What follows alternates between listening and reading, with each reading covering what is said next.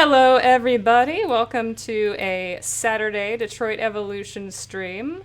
I'm glad to be back after taking a week off. And I'm joined by our lovely mod and PA and set medic and set photographer and lots of other things. What else did you do? Yeah, you were Lotso. We all know that too. JJ Dollar. Yeah. Hello, everybody. Much love and kisses to everybody. How are you?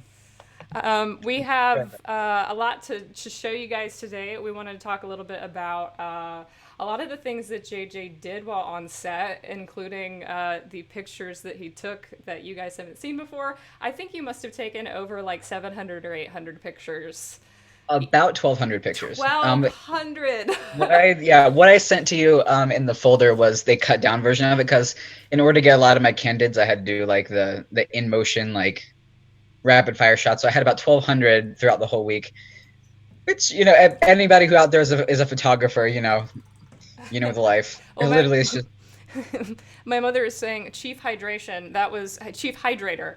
That was the other job that yes. you had, was making sure that we hydrated. There's lots of pictures of you giving people water bottles, which is wonderful because that is really the job of a production assistant that people kind of don't talk about, and you just intrinsically knew that without any preparation really. I was gonna say, like, even you would be surprised, like anybody's watching, how much water you lose, like running around on set. Like, so many things are happening all at once, and you got to be here, there, doing this and that. You sometimes don't take account of the temperature in the room. Like, you lose water really quickly. So, you know, also just like part of it was guilt, mainly because about like a month or so before this had all happened, I had passed out because my blood pressure had dropped from being Oh, dehydrated. I remember that. Maximilian texted me. He's like, "You better hydrate and set a good example for these people, or we will throw water on you." And I'm like, honestly, I deserve it. So, thank you to Maximilian for guilt tripping me into keeping people hydrated. But yes, I am very glad to have done that. I was like, you know, water is lifeblood. We're gonna do this. Well, and at least at least also we were all on the same page with that. So once Yes. you got going on the hydration, we were like, okay, we're not going to put up a fight. And it was 80 degrees or like 90 degrees Yeah. when we shot Detroit Evolution, because we shot it in Charleston, South Carolina, in basically last week of October, and it really should have been like 60, and it was not supposed to be hot. But it was. Oh yeah. And in a lot of these pictures, you'll see we are absolutely drenched with sweat when we're out there. It was yeah.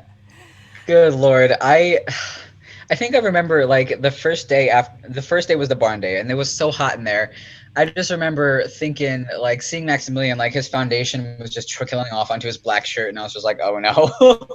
I was remember thinking very clearly to myself like that would be a bitch to edit out, but thank God Well, everybody was great. and it is kind of a thing. It's amazing that we didn't have them look more hot than they did, because when it comes to the costuming, it comes to the makeup, especially when we're talking about something like Gavin, who has a lot of additional scars and other makeup. The sweat will actually drip the makeup off of their face. Oh So yeah. it was a concern, and it's amazing that it didn't affect it more than it did, because and you don't want your romance heroes looking sweaty in just a normal scene.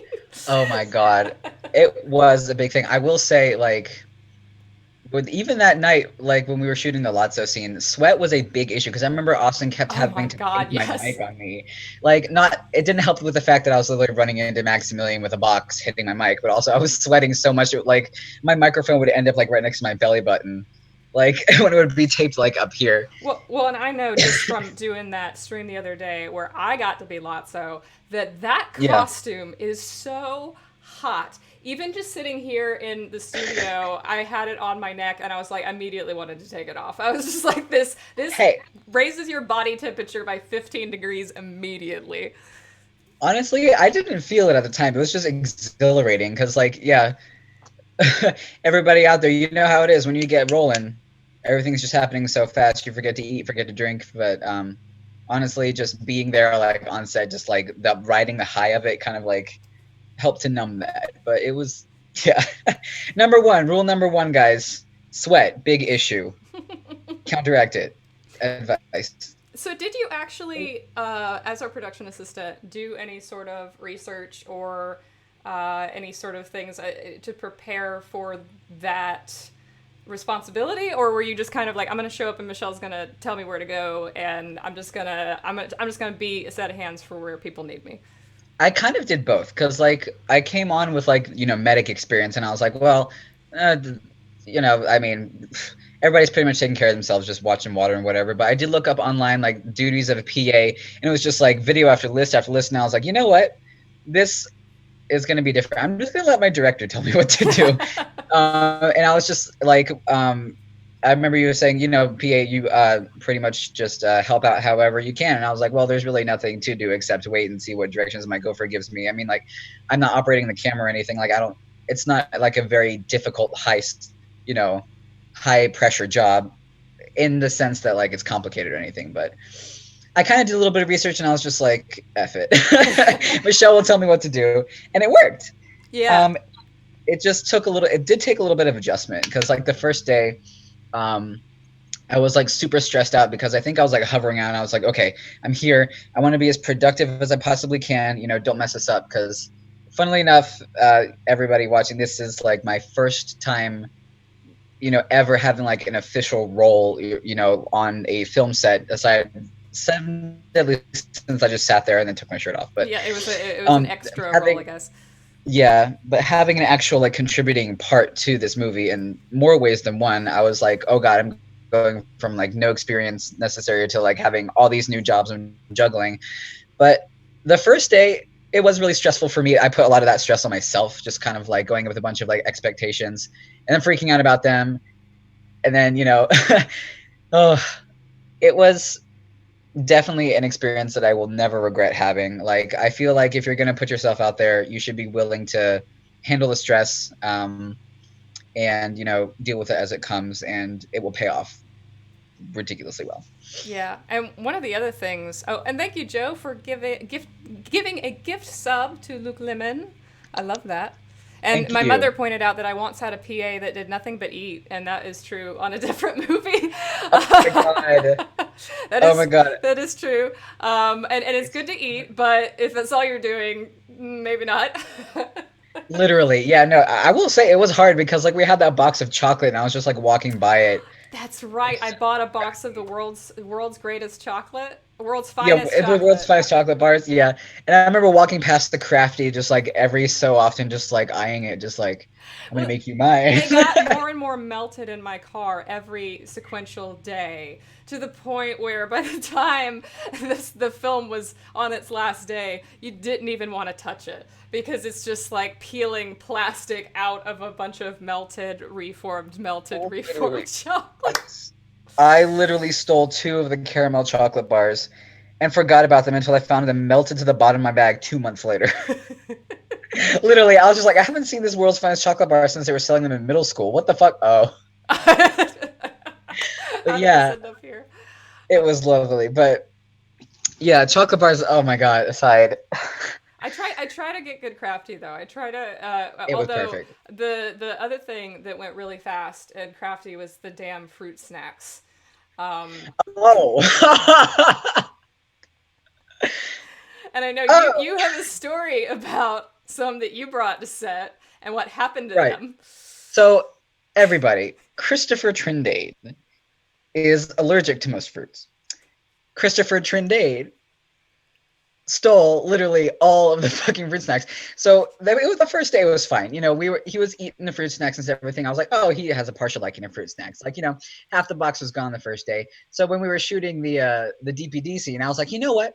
Just to be nice, I think I'm going to pick up a couple of things that everybody likes. I'm going to get Maximilian some energy drinks. I'm going to get Chris some fruit snacks. I brought some gluten-free cookies for Austin, and just brought them. I bought 2 like of like the large size like Welch's fruit snacks, and by the end of the week, like 3 days later, they were gone, completely gone. Christopher Trindade is allergic to fruit, and he ate them all. And I remember like talking beforehand. I was like, okay, God, I'm just really worried. I know some people have allergies and stuff, and like we were worried about Austin's allergies and other people's allergies and stuff. And then Chris is over here just like, what's up? I'm halfway through a box of Welch's fruit snacks.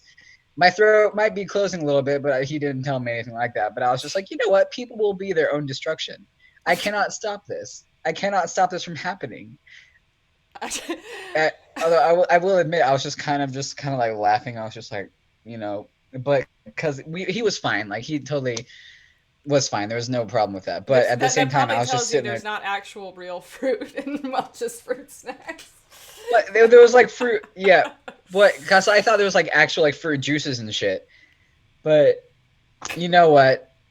I just remember finding Welch's fruit snacks wrappers all over set, like on the in the barn set.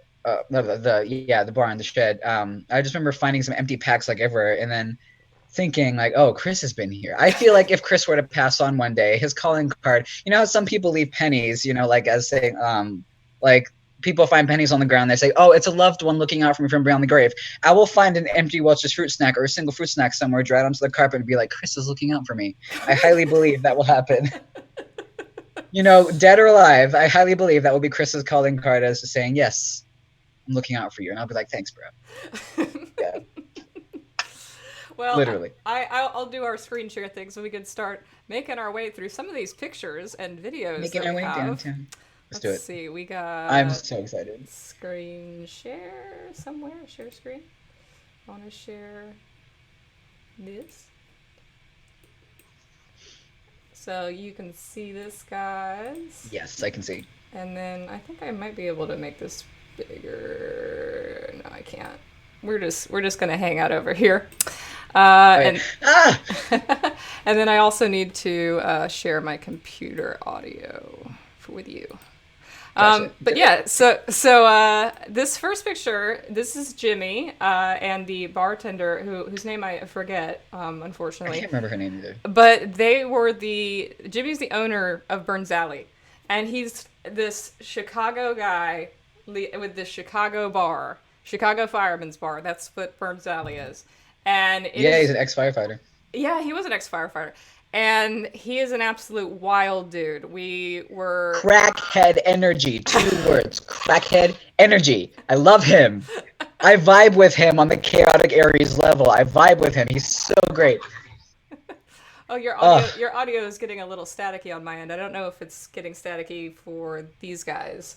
Okay, now, to clarify, crackhead energy. I vibe with him on the chaotic Aries level. That, like, think of the most chaotic Aries you could. He's just the definition of chaotic good. Like, I can't remember what we talked about. We walked in, we're like, hey, Jimmy, we want to use your bar. And then, like, an hour later, we're talking about, I can't remember what the hell we talked about. I remember that at some point his son came in, and I don't know. But he was hilarious. Oh my god, I fucking love Jimmy. Anybody who's over the age of 21 and happens to go to Charleston at some point, definitely take a visit to Burns Alley downtown. Say hi to Jimmy because getting steady.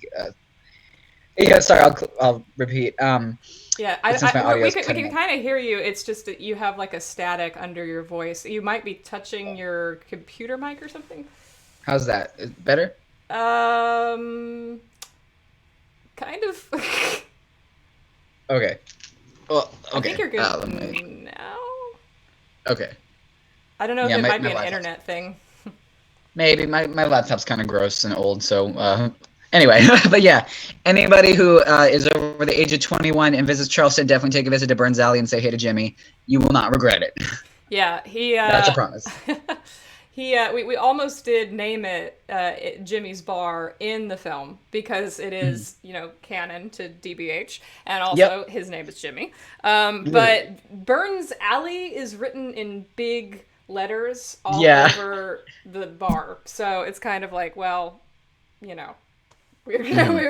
may as well just shout out the actual bar in the film. Oh yeah, absolutely. The vibe is fantastic, and I think I love the atmosphere. I think it went well with the film. Oh dear, I'm cutting out again. Let me see if it's maybe an internet issue on my end.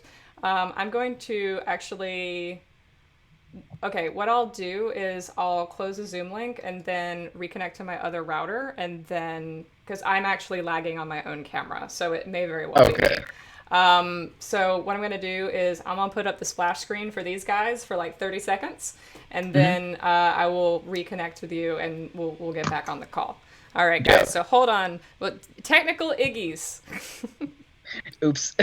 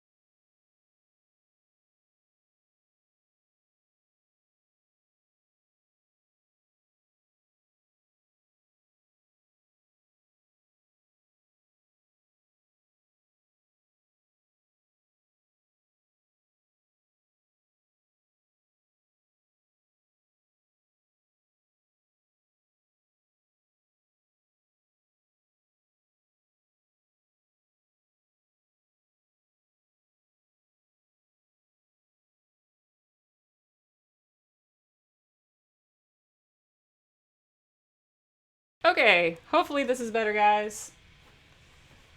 I'm back. Waiting on JJ to come back to the meeting. He'll be back in just a sec. Woot. Tiny Michelle's back, yes.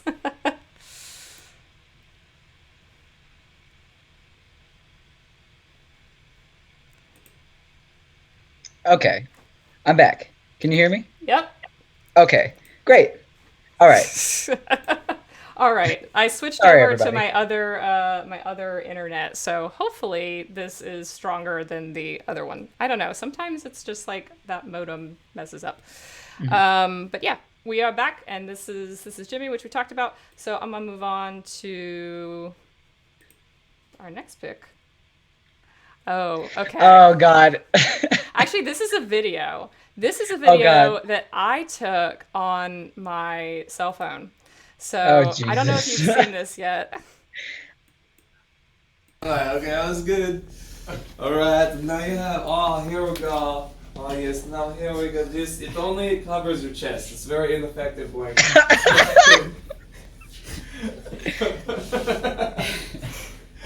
You know what? Alright.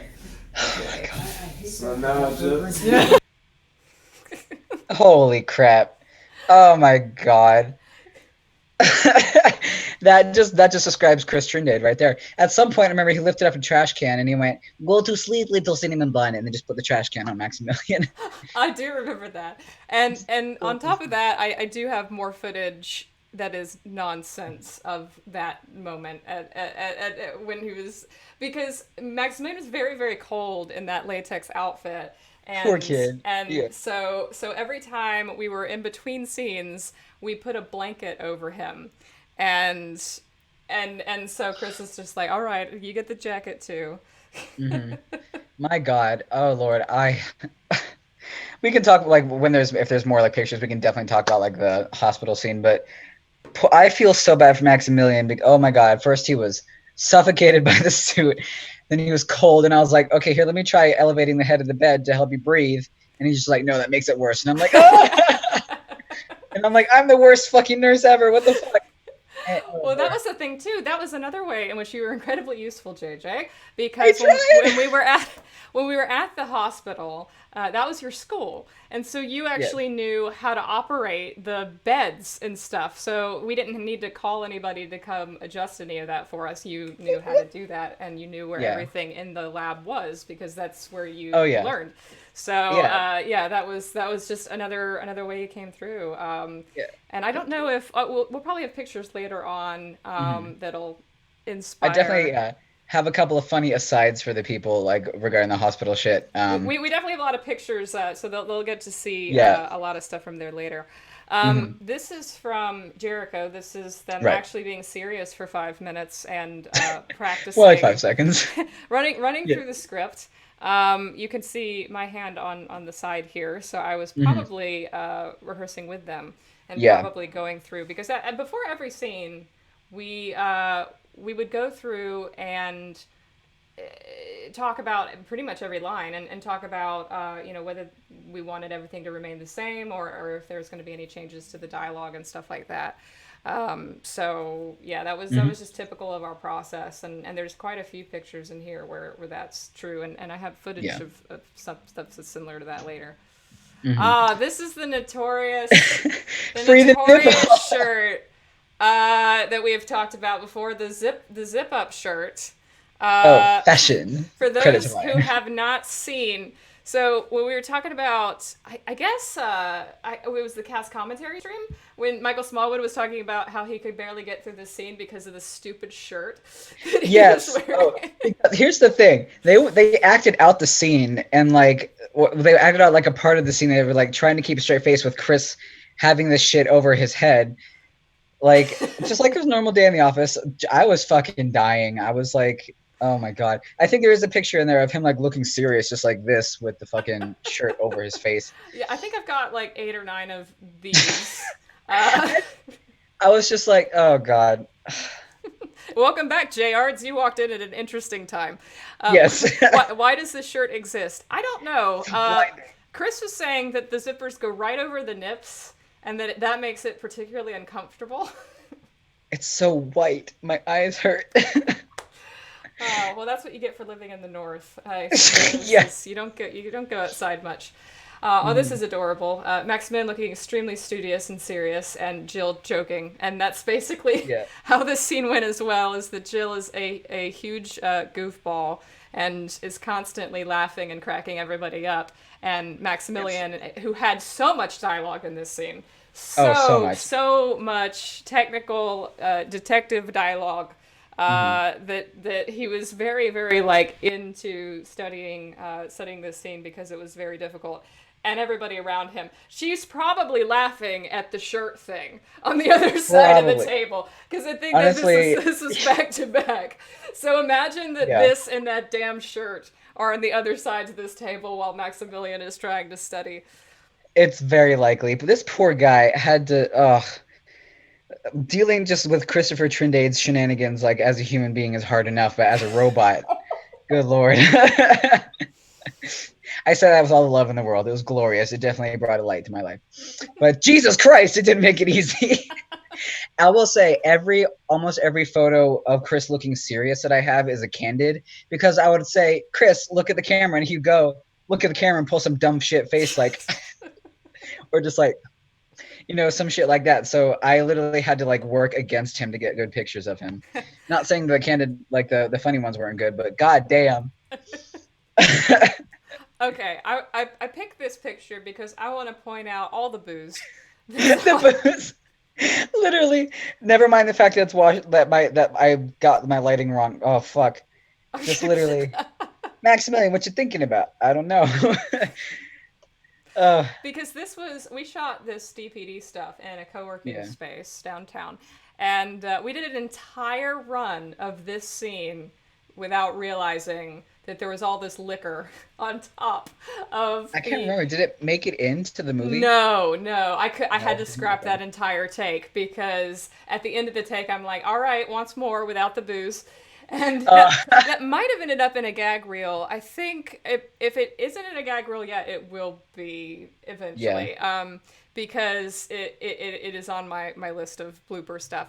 But yeah, this co-working space, they have a lot of happy hours like every couple weeks. So they have all this liquor. And I was like, the DPD would not have that. It's very In distracting. plain sight. In plain sight, they would not have it. No. Now Yeah. I have you took a lot of pictures of them rehearsing the scene and going through this scene, Yes. and this is just a handful of them that I thought were pretty adorable. You can kind of make out what's actually on the wall in some of these Yeah. All the background fucking code pictures. and shit. My brother pointed that out to me. He's like, "Is that fucking?" And I was like, "Yes," before you say It's anything. blockchain, yes. Yeah. Like again, But co-working space. it was amazing. Like there's like a lot of blocks of where I have like more pictures than others because I really sense there was a lot of chemistry right here. Like they were like playfully, just like going back and forth this whole scene. I was just like, this is perfect. The camera's eating this. But there was just so much chemistry in this, just between them in this one scene, like hyping each other up to get, that camaraderie that they have and that banter going. Like it was just natural and it was just so easy to capture. Oh, we got a question in Um, the chat I actually want to answer from yeah, go for it. Mirai Chaos. Hmm. Mir Mirai Chaos. I want to make sure I pronounce that correct. So they were asking whether or not Chris is drinking air or actually drinking coffee. There is an answer to that question. I can't remember. First of all, it was coffee. He drank 2 cups of coffee during the filming of that scene. And the other fun fact about that is that Maximilian is the one who made the coffee. And it was the first time Maximilian had ever made a pot of coffee. Are you serious? Because I can't remember, honestly. I was like going back and forth.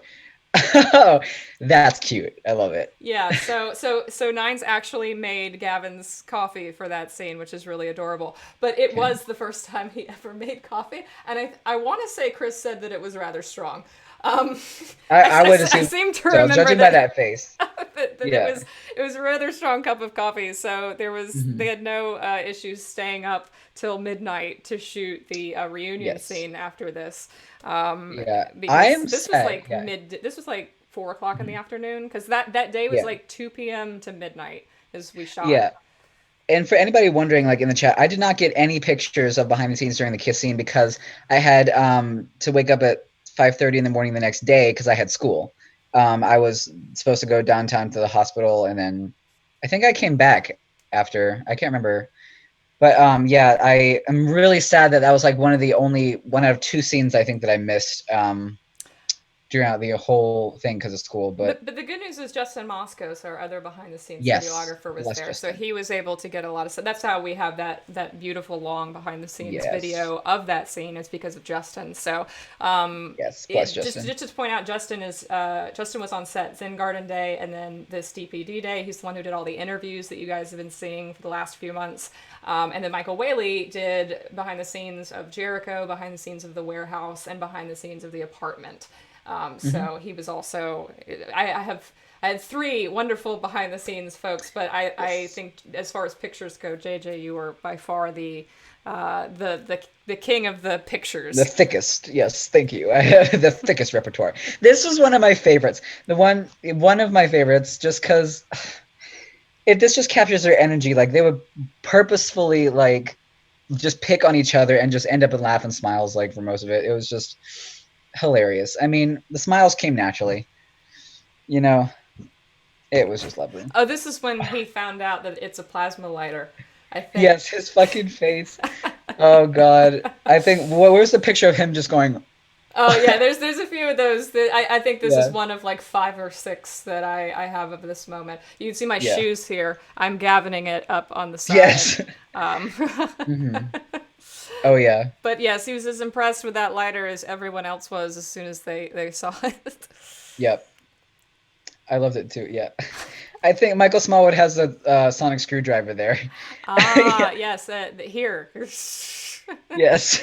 So you can see kind of what we decorated Smallwood's desk with, although the hairspray and the makeup stuff was Kristen's. But I think that was him bringing that sonic screwdriver over to show. Can I just say the eyebrows on this set were perfect? Oh my god. We have a lot of fantastic eyebrow pictures from Maximilian for sure. Yes.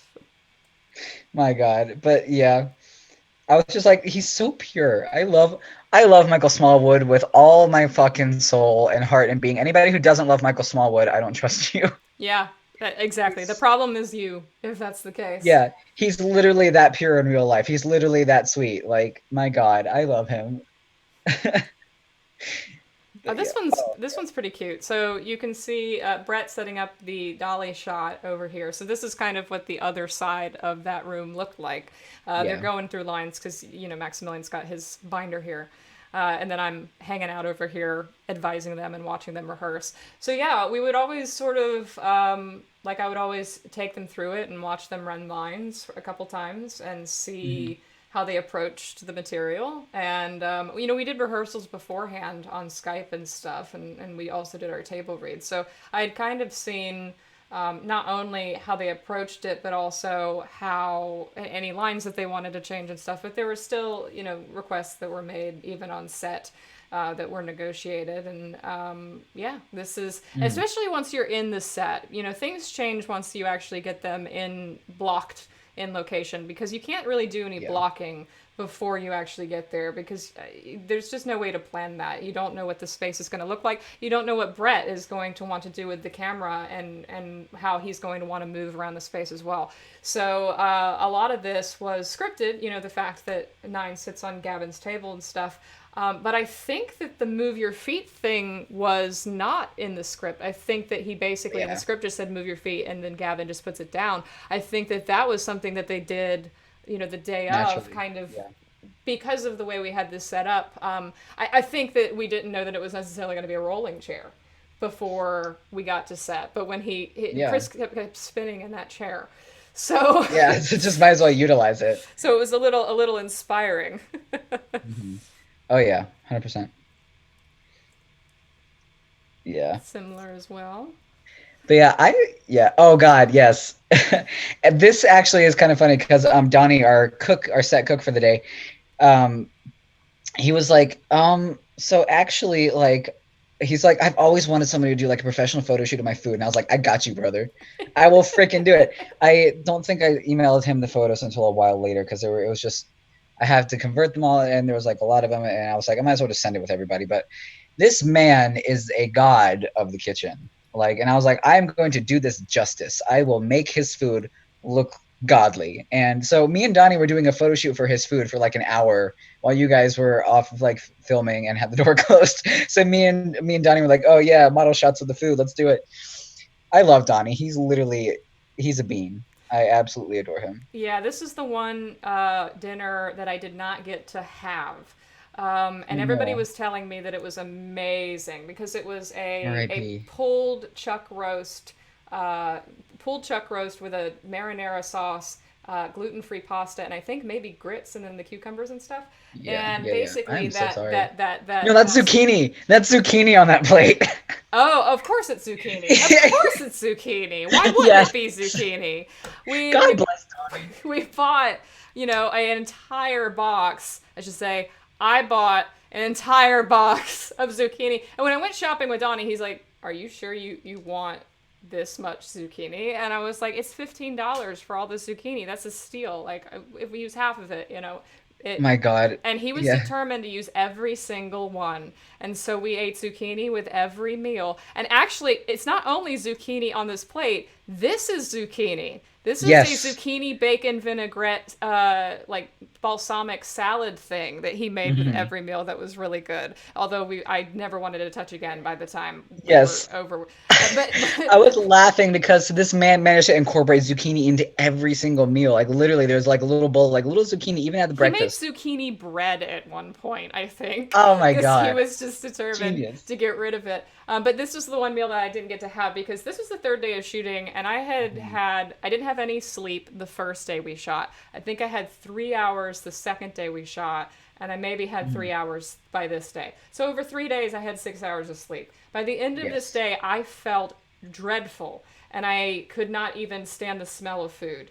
So everybody was trying to get me to eat, and this is very rich food, and I was just, even eating a carrot was too much. So I ended up skipping this one, which is a shame, because this was the one that made every actor come to me and say, this is the best set food that I've ever had. I am so sorry. You're gonna have to ask him to like either cook it for you again or something. He keeps Like, he keeps telling me that he's going to come over and make me eggplant parmesan. So we need to make that date. Yes. I don't think we have shown off any behind the scenes pictures from this scene On the yet balcony. because it was spoilery. So this scene, I embargoed you from sharing any Yes. any pictures of it. But we Oh do- my God. I cannot tell you. I felt stressed out. I was like, I'm holding, almost illicit material. This is a top secret confidential. And I was just like, but I was like sending it. I sent a couple shots to my dad because I was like, Dad, look what I'm doing. And he's like, I'm so proud of you. And I was like, don't spoil it. Don't tell anybody. But yeah. But you can. The interesting thing about this is, number one, you can actually see how not high up we were. Yeah. On that porch, there's this illusion that they're kind of on a rooftop, multiple stories up in the film, but we're actually only on the second story porch of this short place downtown, and the parking lot was right there. And additionally, Maximilian does have his script here. This was rehearsal, and we changed a lot of lines in this scene. Anybody who's kind of seen the different version, even the shooting script, will notice that there's quite a few lines that are different. Like, "You're More Than Enough to Me" was originally something to the effect of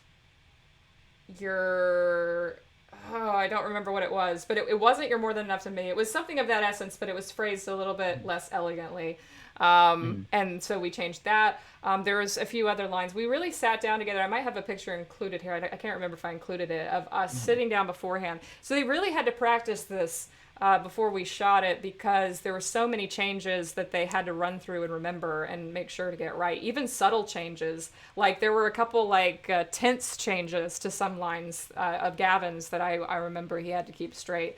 And also, we were waiting for the sun to set, because no, this was not the night you were supposed to bring Ferris, Mom. This was the Burns Alley night. This was the first thing we shot in the overnight on Tuesday. Right. This was I can't remember how many freaking hours that was. It was like, what, almost 12, 13 hours or 11 hours, somewhere around there. It was started at 4 p.m. ended at 5 p.m. a.m. to 4 a.m. We actually wrapped an hour early. We wrapped at 4 Oh, a.m. we did? Oh, I can't. Yeah. Yeah. But we started to here at 4 p.m.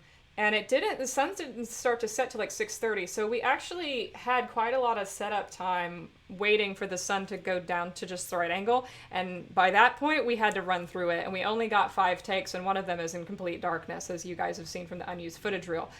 So we kind of didn't get maybe quite as much footage and coverage of this as I wanted, but that was just, we were at the mercy of the sun. And I wanted to make sure that this was the sunset. So, we had quite a bit of time to practice, and then after we finished this, we ate dinner, and then we went over to Burns Alley, and we did after this we went down to the alley that was at this building. We shot Nines getting attacked in the alley, we shot Gavin finding Nines in the alley, then we went to Burns Alley, shot all of the interior bar stuff, all the exterior bar stuff, and we shot Ada and Nines walking down the street. It was a lot of scenes that were covered in just 11 hours. I will definitely say, like, that alley scene was probably the most stressful for me the whole night, because I can't remember what you were shooting, but Ada needed to have that white effect on her hand. So me and Kristen, I think it was like I don't know if it was a spur of the moment thing where you were like, hey, can you give Ada some special effects? Because like I did some android makeup once, and I was like, okay, yeah. So we went and tried to do Jill's arm with the white NYX Cosmetics paint. I'm calling out the brand here, but it would not set. It kept seeping into her skin, and it was patchy in spots. And me and Kristen were like trying to fight, fighting to like get it to set and sit. And then I remember looking at you, Michelle, and I was like, Michelle, I failed you. And you're like, it's fine. We're just gonna, hide it with a couple of things here. But it had to be a one grab take, because that paint smeared so much. You would touch it, barely brush your finger on it, and it would come off in like a giant patch. And I was just like, I remember looking at Jill, and I was just like, girl, don't do me wrong here. but Yeah, that it was came out really really well. that was the other thing I was going to mention about like your random skill set Yeah. coming into play because it was I was just expecting Krista to do it, but you were around. I was like, hey, you've done this before. It used to be your profile picture that you had that makeup. Although I think Mhm. Rachel Yeah, do that? Rachel did one, and then I did I think two other Android looks. But yeah, she taught me how to do it, and then I did it on myself. And the rest is history. Yeah, but But the way we shot that was basically you did it on Ada, and it was done in one take. So all of the stuff of Ada, when she strikes Nines with that white hand and grabs him by the throat, she could not let go of Maximilian. Brett just went around them, for about 5 minutes, getting all the coverage, and they just acted through it. They didn't stop, and then mhm, she let go, and then they got cleaned up. It was the last thing we shot in the alley, I think, before we moved over to Burns Alley yeah. because it was, a one take thing. But we couldn't use the latex glove on Jill because she's allergic to latex. Rest in So pieces, that's why Jill. we had to Yeah. use paint on her instead of being able to use the glove like we used on Maximilian because otherwise I Yeah. had gloves and stuff that we could have used. But if you go back and look at the alley scene, you can kind of see that her hand is white, and then I did some visual effects around the rim to make it blend into Yes. her skin a little bit more. And I tried to, Mhm. to edit around it a little bit as well. So Yeah. it's subtle, but I'm It definitely came off glad we wonderful. did it because having to have done that entirely by visual effect would have looked terrible. So just Yeah, keeping it painted in the dark, that was good. I felt, oh Lord. I remember just thinking, I was just like, oh God, this isn't working. This isn't working. Oh, they must think like, oh, my cosplay career is nothing. What am I doing? Like, my God, like I come up to Jill like, yeah, I'm a cosplayer. I do special effects makeup, and then her hand looks like garbage, and I'm like, oh, what have I done? But no, it came out really well. Thank you for letting me do that too. I mean, like, I felt really good. Me and Kristen bonded a lot too. Like I just had like a lot of fun with her. That night was a great bonding night for like me with a lot of people. Like, just I remember like after you guys shot the balcony scene or before the balcony scene, I was like in tears because of I remember talking to Maximilian about this and like because like the ending scene definitely the part where it was like I don't need all that the parts don't matter that Oh, spoke yeah. trans analogy to me. So I was in tears. I was hugging Maximilian because of that, and then me and Jill had like wonderful conversations. Like because I was also the chauffeur for I almost said Jill and Tina for Jill and Carla, um, and which was pretty great. Well, and Uh, Jill brought her partner to this yeah, scene, I remember. And they were like, "Can we hang out and watch this while we film it?" And I was just like, "Well, if anybody can hang out, y'all." yeah, absolutely. And I was really glad to be able to meet Jill's partner. They were really really sweet and really Oh cool. yeah, I love Jill's partner. I I believe their name is Anya or Arya. I think Anya, Anya. Arya Stark. I think it's Anya. Yeah, Yeah. yeah, Anya, one of those. But yes, they were very sweet. I really liked them a lot. Um, but yeah, I have a funny story about Jill, but that's more later for a bar scene, probably. More But yeah, rehearsal on the rooftop. yes, this yeah, I've got like five or six of these. Like, just zoom in on their faces for a second, like just like Just the pure energy there. the glow. Yeah, just the glow of the sunset. Like, my God, And Lord then have mercy. this. Yes, and then there's that. Yes. Spontaneous. I love it. My In God. case you thought any of that was real. Y'all thought Acting. literally. My God. Yeah. I've come for your soul, mother. That's all I can say when I see this picture. Just Yes. zoom in on his face real quick. I just gotta. Oh God, I can't remember. Something tells me that he was just like, "I'm dying." Like I think he said something like that because it was hot in that alley, He's and got that kind of leather like jacket. some vampire fangs there. Some people saying vampire nines. Oh Lord, have mercy! It's so white. He blends into his jacket.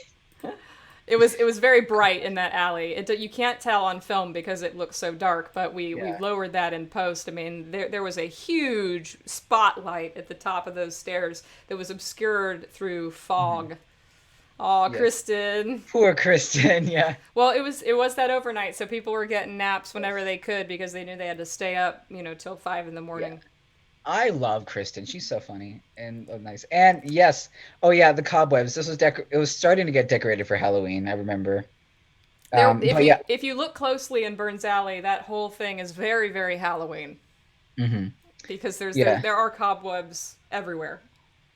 Yeah, I love how he's got his Foo Fighters shirt on. Then you have the Misfits sticker right there. Like I remember I had a little modeling shoot with Small. I can't remember what I said. I think I was something like, "Hey, let me get some pictures," or the lighting is lovely, or some shit. But I don't think I've ever noticed that tattoo. I don't think that's the oh, bottom of his. Is that? I think it's an initial. I didn't know he had mhm. that one. Interesting. Ooh, But yeah, this is a really good picture. This came out really, yeah, really well. thanks. Well done. It's very Thank you. flattering. I mean, it wasn't me; it was all him. But yeah, oh yeah, this. Yeah, that's Burns Alley in a nutshell, everybody. Yeah, and there was also a. I took a picture of the very, very green toilet because the toilet in Burns Alley in the ladies' room has this giant green spotlight over it, and it's just a very neon situation Yeah. when Oh you go God, into I the didn't go. bathroom. I didn't go into the bathrooms. I really should have though. My God. Everybody, this must have been at 3 a.m. at this point, or 2:30 or something, because we had to shoot after hours at the bar, and it closed at Yeah. 2. So we were able to do the outside of the bar at like 11 or midnight, and so that there's actual real people in the background of that Mhm. scene who were just hanging out and wouldn't move. I was Um, fighting the lighting this entire time. My camera was just like, "Ooh, what's this? What's this?" and would not focus. yeah. So I got lovely background, but oh dear. But yeah, this was once the bar closed, we could go to the Yeah. downstairs area and block this and shoot this scene, which was difficult because you see this ice machine right here. This is Oh my so God, that loud, thing. Yeah, and it editing was the so sound loud. on this was really really hard. Who was the guy who walked past Gavin outside the bar? Says Lion. I have a picture of Oh, that's Russell. him. That's Russell. I'll point him out when we get to him Mhm. because that he was an extra who's actually a writer, director, and actor here in Charleston who's a friend of ours, Russell Helverson. So that was somebody who was not just a rando. Yeah. He's actually No. sitting at the bar for most of the scene if you look closely. Mhm. These folks here are Kathleen O'Shaughnessy and Charlie Kaufman. If you've ever seen Jumping Wolf in our chat on any of our streams, this is Charlie Kaufman. That's him. He's so nice. He's super sweet. He also, if you've seen Live Scream, is the face of Jumping Wolf in Live Scream. So Charlie's been very supportive of my films and came out to be an extra. And then this Kathleen O'Shaughnessy is the devil from Devil's Advocate, my first film. She's also been in a couple of my other films. She was in Live Yeah. Scream. I loved her energy. She was really excited and just like hyped up and like, just a ball of energy. I really liked her. The funny thing about Kat is that she and Tiare both had been in Macbeth right before we shot this. Because we got to this Oh. bar at 11 o'clock. They had finished their show at like 10. They did a show of Macbeth from like 7 to 10. And I Mhm. believe that. I don't remember who Tiare played. She played a character who's normally male. I cannot imagine Kat playing anything other than Lady Macbeth. Yeah. Oh God, that's amazing. But this wig was from the play, so she's just Oh like, my you know what? God. I'm just gonna stick with the wig because I have But It works it lovely. was so committed of both of them though because they had worked like both of them had worked like all day. Then they went and Mhm. they performed, and then they came to do this overnight till 4 in the morning. So, Mhm. but it was very cool that Kat and Tiare knew each other from that play before they even came over to shoot with us because they're both people I admire greatly. Yes, yes. So this Okay. is Russell, and then this is Lauren. Yes, Lauren is my roommate. She actually is not here right now. She's actually downtown Atlanta right now helping clean up after the riots with Tasha and my other roommate. She is a fantastic person. She's a major LGBT activist, um, um, advocate for Huntington's disease, advocate for autism. She is one of the sweetest, nicest people, and she will fight for you. She gives off the aura of an angel, and she was wonderfully patient with me this whole night. Like she went and helped me buy like some extra drinks and food and stuff for the crafty setup we had upstairs. But Lauren is just a brilliant ball of energy, like positive energy that I was so like I'm really happy that you brought her in as well. She was also in Seven Deadly Sins, everybody. She oh god, I loved her outfit in Seven Deadly Sins. She was this goth emo lesbian, which is complete polar opposite to who she normally is. Which was fucking hilarious. But like she's that person who doesn't say oh shit, she says, "Oh my stars."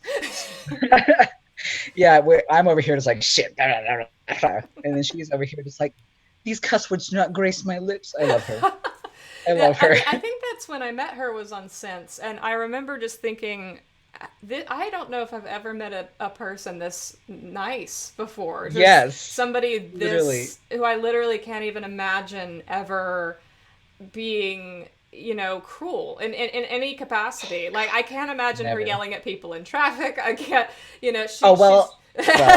we'll flip off people in traffic, but that's because she's from Chicago, so that's okay. That's different. Oh, that's wonderful. But no, she is absolutely a sweetheart and brings up any room she's in. So I was absolutely grateful that she came out and was an extra for us. So you can look for her at the bar. When Ada and Nines are sitting at the bar together, you can see in the background that both she and Russell are there. Yeah. The energy of this is just adorable. Because I just really have to wonder what Maximilian was looking at. Mike, probably Chris. Well, actually, no. Chris is the other side. Never mind. He was probably. I have no idea. Oh Lord. I don't know. But I love that this was about the time. I wish that I had caught this on film because the first time Carla took a sip of what was in that glass. What was it? Sweet tea? It was unsweet tea. That's what it was. Oh, rest in peace. I thought it was apple juice, but no, it was unsweet tea. No, we don't do unsweet tea in the South. And she was rehearsing they were all rehearsing through the scene, and she takes a sip and she just stops and is just like, what is this? Oh, bless her heart. And Carla does not break, even when she's getting burned by toast. So the fact that she was caught off guard by that is really meaningful because I have one. I think I have one picture of her and Tiara together where it was like the only other time I caught her breaking, where she's just like, oh god, it was cursed. I loved it. Love some Michael Smallwood. I'm so sad that my camera didn't focus throughout this whole night. Like maybe a couple pictures, but yeah, that is just Smallwood in its natural habitat. I love his tankard. Oh, this is one of my favorite pictures. Oh, this is back when Chris was drinking his actual beer and not Gavin's water. I think I accidentally picked it up thinking that, like, I don't know. I was holding it at one point. I think I almost accidentally took a sip because I was like, oh, I have a can in my hand. Oh, shit, this isn't Coke. I think I almost accidentally drank his beer at one point. I was just like, I hope nobody saw that. But, everybody, yeah. This is one of my favorite pictures for sure. There's a better one of Lauren. We love and support Lauren in this. Where can they find her on Instagram? I will put her tags in my story. It's at Laur Loves Cookies. I mean, the username speaks for itself. It's LAUR Loves Cookies, all one word. She doesn't post very often, but she's very active on Facebook. And I can ask her for her socials. But yeah. She is absolutely lovely. This is one of my favorite pictures I took from her. This one of Russell, like, really is art. Thank you. Yeah, that's awesome. So that's a better one of Russell, who, yeah, as Lion said, you can see walking through the alley past Gavin, and so the reason we did that is, first of all, for immersion, but also to give Maximilian a cue to leave. And go visit Gavin in the alley. So we were at the end of the alley shooting the scene, so he couldn't hear us. It's very loud in Burns Alley. The music is very loud. It was. So basically, like, we had to set up some sort of system to give Maximilian a cue to walk out of the bar and then enter the scene that, like, we were rolling. So we decided to send Russell in, and if Russell passed in, then Nines walked out. So that was the thought process there. I almost feel like it's an ad for whatever Stoli is. I was like, I had that in mind. I was looking at it. I was just like, this is like something that I would find like in an ad for In a whatever the hell. magazine, yeah. Yeah. But I can't remember if I asked him to pose or whatever, or if he was just naturally like that. But I don't know. It came out. I was so happy with this. This is one of my favorite pictures for sure. I promise. God, I can't. Ugh, I'm friends with him on Facebook, and I didn't send him the picture. I was like, I'm gonna send it to him every time I see him on my feed. I'm like, I never did. Oh, this one's a better one of Charlie and Kat. You can Yes. see that she's drinking the Therium. We had canon that she's actually an android Mm-hmm. because she can never be a human being in any of my films. God, I love this. And there's Jill in the background. Just yeah. This one is fierce. Speaking of fierce Jill, I one of my favorite things that ever happened during this whole week to describe Jill in a nutshell, right? So okay, so I was driving her to um, the to Burns Alley from the I can't remember if it was the restaurant or whatever, but we were driving. Probably Oh the yeah, it was after hotel. the alley scene. It was after the alley scene that we were driving to Burns, and so I park in a garage, on King Street, a little ways away from the bar, so we have to walk. It's like 1 a.m, or there was like 11 p.m. King Street downtown.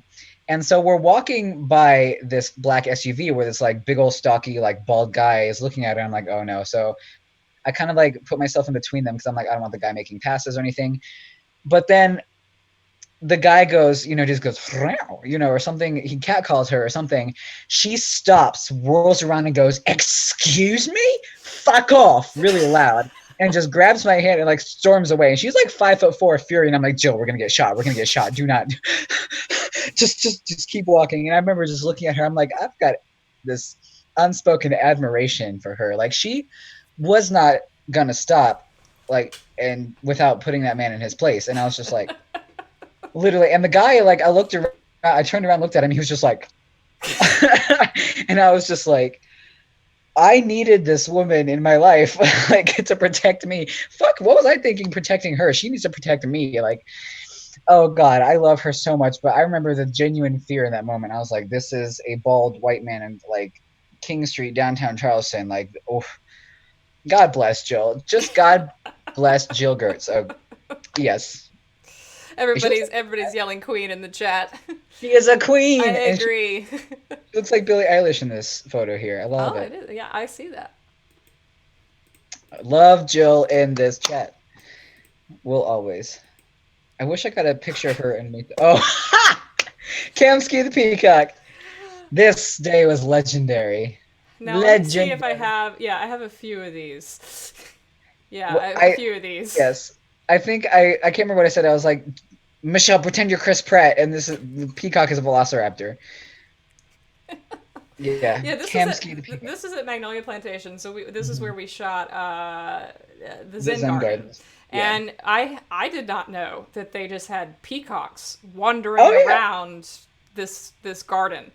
At one point, me and Austin were like Bridge. trying to shoo the peacock onto the set to see if it could make it, but it never wanted to. It was just like, what the hell are you doing? And just walked off. That would have been a cool thing to put in the movie, Yeah. but I mean, instead we had this tourist wandering into our set instead, Oh yeah, Miss Rhonda and her right to tour. God. Ugh. I Literally. have that in a gag reel as well. I have a shot of Chris and Maximilian, and then very far in the background, you can see tourist entering the side of the frame, and then you running in after them and shooing them off frame. Oh, I gotta see that. So that'll definitely be in Literally. the next gag reel. Ugh, there was this, geez, I'm so salty because like there were two people that really pissed me off. One, I was telling one lady, I was like, please be careful, they're shooting a movie here, and she's like, well, I paid for my ticket here, I have a right to walk through this path. And I was just like, the amount of Karen in this chat, God. And then this one lady was like, oh my God, you have a movie, is it anybody good? And I was like, if you're talking about super famous A-list, no, but I assure you they're very good. And she was just like, I assure you, they're very yeah, good. very good. Yeah. And she was just like, oh. And I was like, God, but that one Karen lady pissed me off. I was so mad. But I was just like, bye.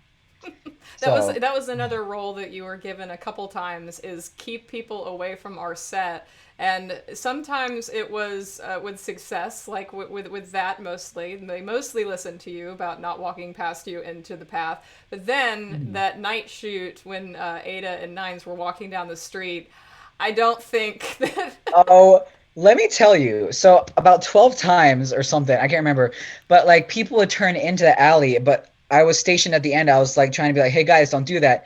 But I'm a plainclothes person, like in in front of an alley in downtown Charleston. People thought I was probably a bum trying to hook them up with drugs or something.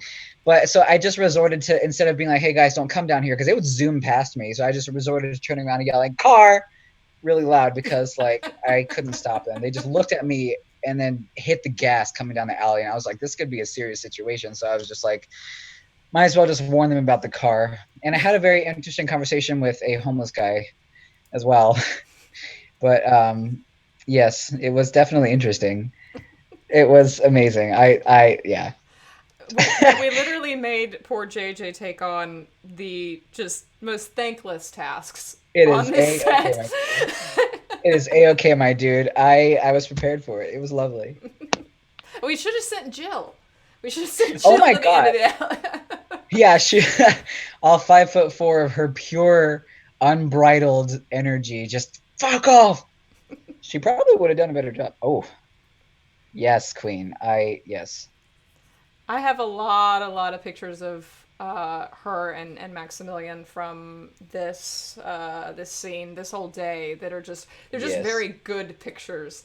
I picked some of the more fun ones for today, but I do have a lot that are just like very well composed, very beautiful pics that when you showed me these, I was just like, these look just like production stills. They're fantastic. Thank you. Thank you. I need a better camera for some of them, but like this day was my favorite day to shoot most of. Just the light was perfect. It didn't rain. My God, it was definitely.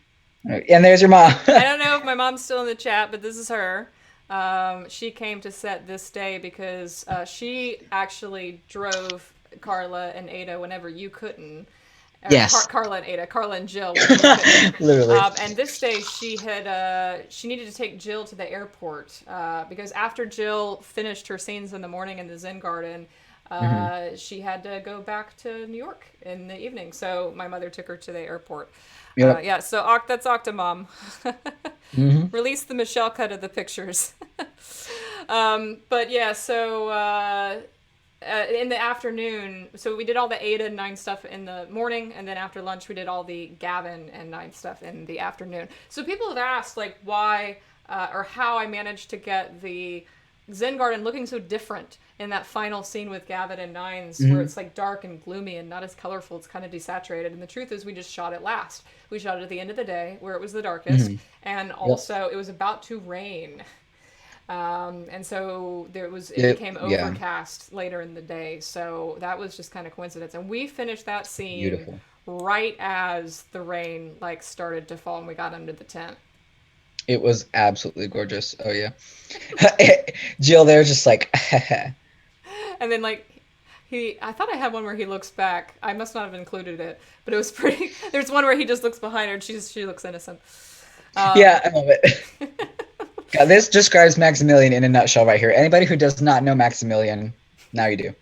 basking in the sunlight. Before the camera, yes. Just yeah. Hawk, we film. Yeah. What light through what light through yonder window something, I don't know. Window breaks Shakespeare shit. Well, it was very Shakespearean as they were yelling to the tour guides that were on the other side of the brush, who were walking past and speaking very loudly to people about South Carolina. And it's funny. Robert A. Lee. Yeah. It's funny because when we went to Magnolia the first time to location scout this together, we went to this area and it was so quiet there and it was so private, and I was like, this is a great space. Like, we'll be able to shoot here and it'll be very convincing. We get there to shoot this day, all of a sudden airplanes every 8 minutes, tour guides and people passing every 5 minutes. All of a sudden they decided it must have been lawn mowing day, and they were like, there was chainsaws, there was literally every sound that you could think of just happened during the scene. Yep. So editing sound for the Zen Garden was a treat too, especially later in the day with the Gavin and Nine stuff, because man, there was so much stuff going on that we had to work around. At least it wasn't trains. Well, yeah. Oh God. Jesus. Well, and then the birds would be loud. We'd have to yell at the birds to shut up. Oh God. At least the peacocks weren't a problem per se, but man. She's gonna get you. She gonna get you. Literally, Jurassic Park. Yeah. My God. What? This is photos taken seconds before disaster? Yeah. Yes. Top 10 anime betrayals. He looks This is so it. unassuming. My God. Her arms just disappear into that poncho. It just looks like little hands, like literally just floating hands. Jaws theme plays. Yeah, please. Yep. Regrets creeping up on me. Yep. This is their relationship, like in a nutshell, for sure. It really, really is. They became very, very close, genuinely, during this filming process. And part of it was because both Jill and Maximilian came into town on Wednesday. And that was the day before everybody else did. And so we all went out to dinner together with our stunt coordinator, Christian Brunetti. And we went to go get pizza, and then Maximilian was staying in my house, and then Jill was at hotel. So I do have some footage of the stunt work that they did at the dojo. Yeah, actually. I've included some of it. And so the two of them got to meet Christian and me and Austin. I don't know if you were with us that night at the beach. No, I was not. I wasn't. I think I had. Can't remember what I did, but I was not there. The first my first involvement in any of DE stuff was meeting them at the dojo. Right. But yeah, they got to hang out over dinner and talk a lot. And then, also I think he went with me to pick her up from the airport as well. I wasn't there, no. So we got to know Maximum. Jill on Wednesday. And then on Thursday all day, they spent together at the dojo rehearsing the fight scene with Christian. So they got to spend a whole day together and really got to know each other there as well. And then, the first day of shooting, they shot the fight scene, so they worked together a lot that day. So they just connected immediately. And Jill is such a vibrant and goofy personality. She's impossible not to... She's a spitfire. That's like the word, for sure. She's impossible not to have fun with, and just suited the best sides of him, I think. Absolutely. They played off each other so well. Yeah. Oh, I love him. I love how even she's being cracked up in this. Yeah. My God. It. Why am I reminded of that scene in Spider-Man 3 with Peter Parker just going, my God. Literally. I actually, the whole Dark Spider-Man thing now that you mentioned that, it's funny because there were a couple takes where I had to stop him mid-take because his hair would go a little bit too far down his brow, and I was like, you have to fix that, you look like evil Peter Parker. We have to stop in the middle of this take, brush your hair back, okay, now we can continue, because it's like, if I don't fix this footage is unusable. Yeah, my God. I love the fans, but literally the first thing they would probably be like, is Peter Parker senpai? Or some shit. My God. The memes would be unstoppable. This was practicing the red wall, which he felt so goofy about, but as you would, punching nothing. But I think that he did a really convincing job because the VFX, it looks fantastic, I think. And very convincing that he's actually hitting something that's not there. I will say, though, I regret not bringing a green screen for this because of how difficult it was to trace the outside of him in all this footage and then put that... Just so long and lanky. He's so tall. He's so much person. It's just elongated. He's a lot of person, and I had to use a lot of keyframes to catch all of him with the VFX and down to his feet. So, yeah. This can also be titled "Maximilian's arm got tired, so he decided to use Jill's an armrest." But yeah, no, this I love that some of these next ones of Chris look very like GQ photo spread. Yeah. Which I think I said to him, I was like, hey, let's do a couple of modeling shots. This is one of the only post photos that he did that was serious with me. I think I have like 2 or 3 ones that are from this that are similar to this. But one of these makes me laugh. I don't know if it's the next one.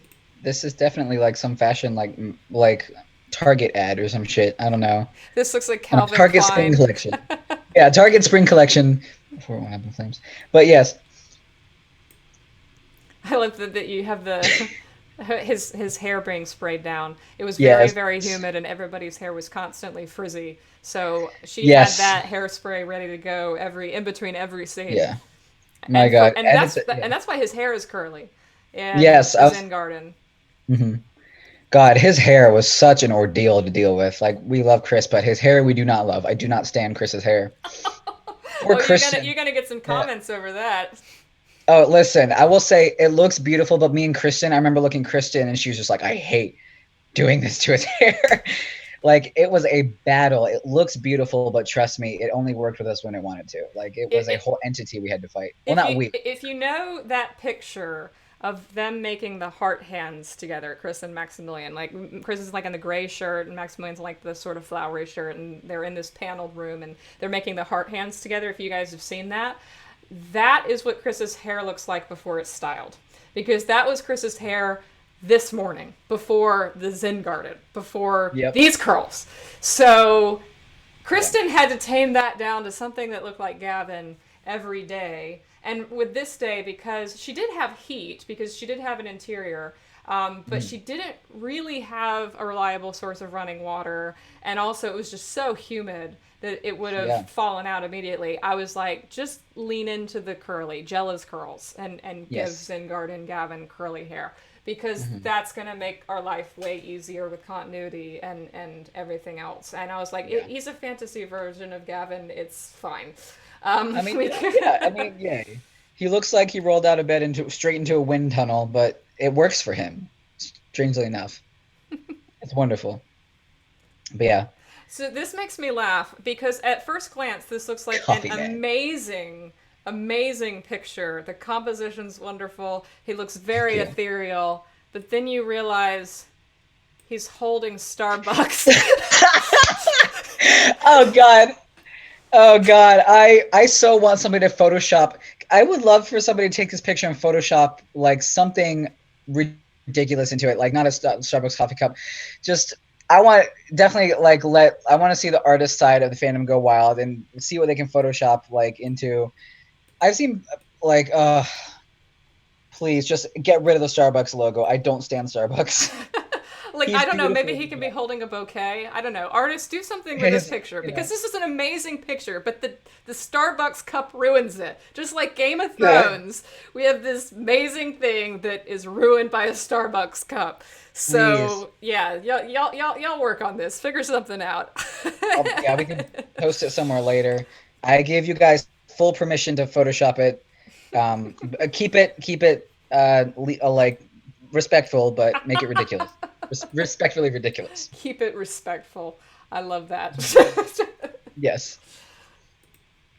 Yeah, we'll have to post this on social media later for people to edit in high res, because Coffee Man. It really is a pretty picture though, because I almost used this as like a Zen Garden promotional still at some point, and then I was like, wait, what is he holding? Yes, like... I'm sad.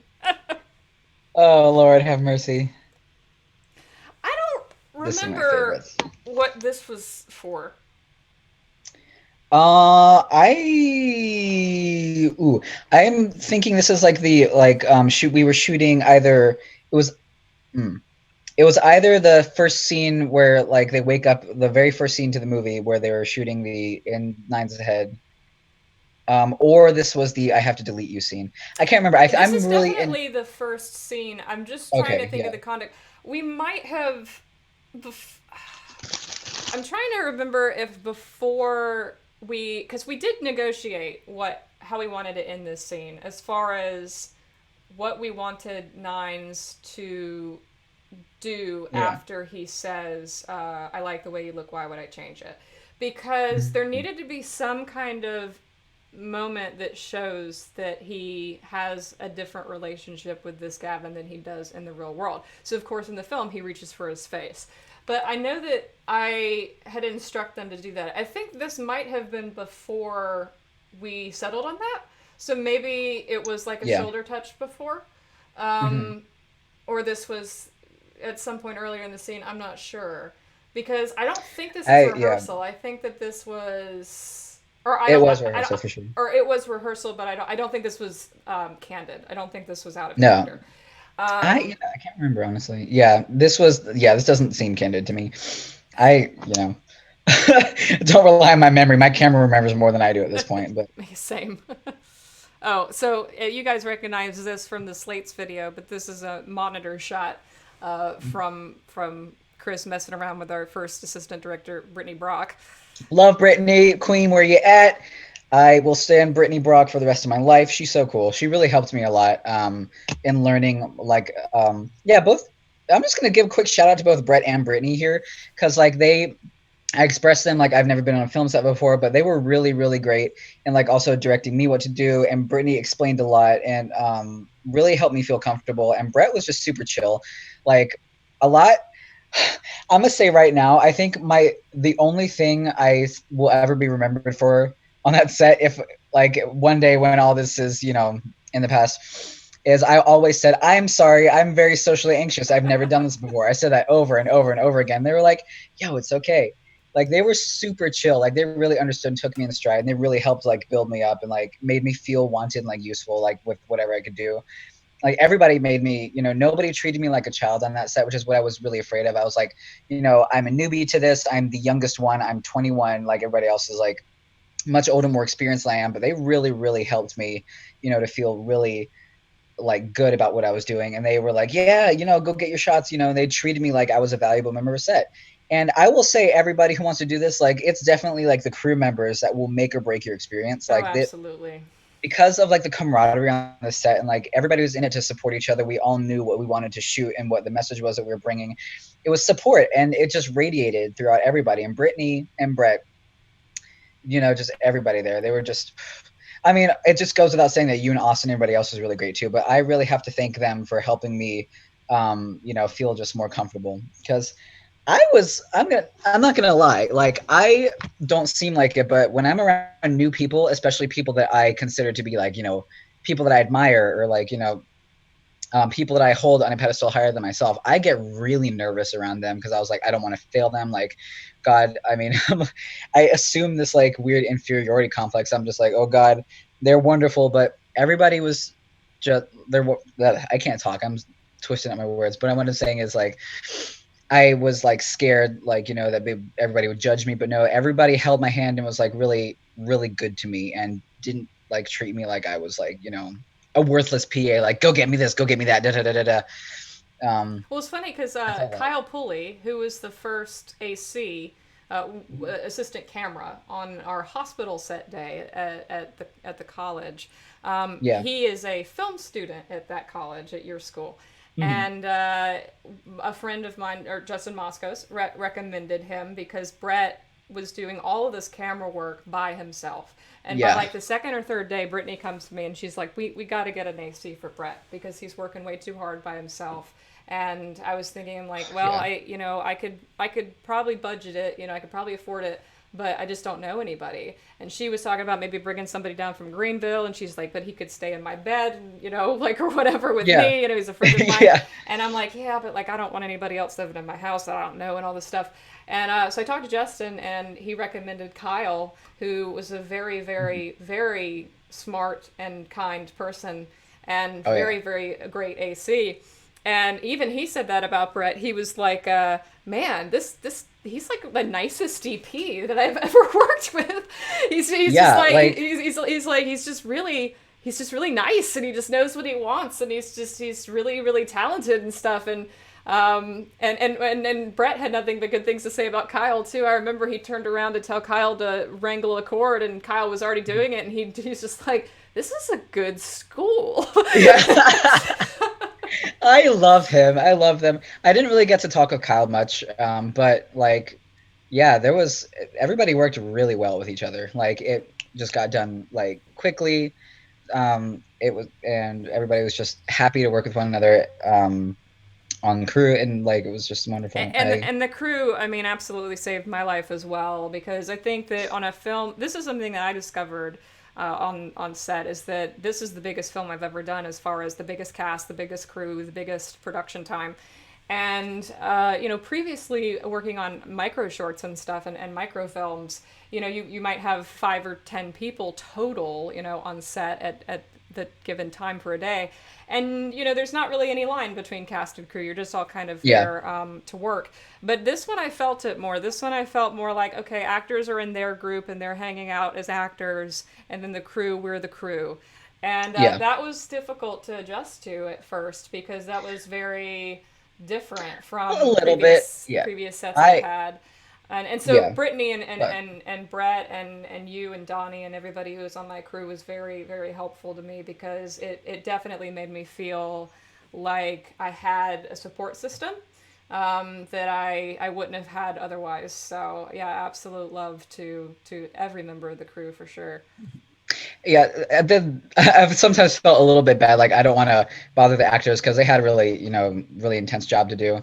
But And they're all very definitely. big personalities, and they're all competing for who can be the biggest personality in the room. And the more you get them, and when you get 5 of them together, it's just chaos. And so I Oh yeah, I remember was like, quite a few times I would just walk into a room and try to get them to start doing something, and I wouldn't even be heard because everything was so loud.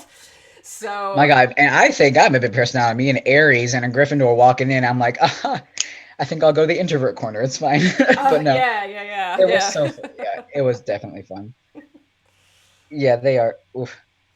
I don't I don't It know looks what like exactly is happening.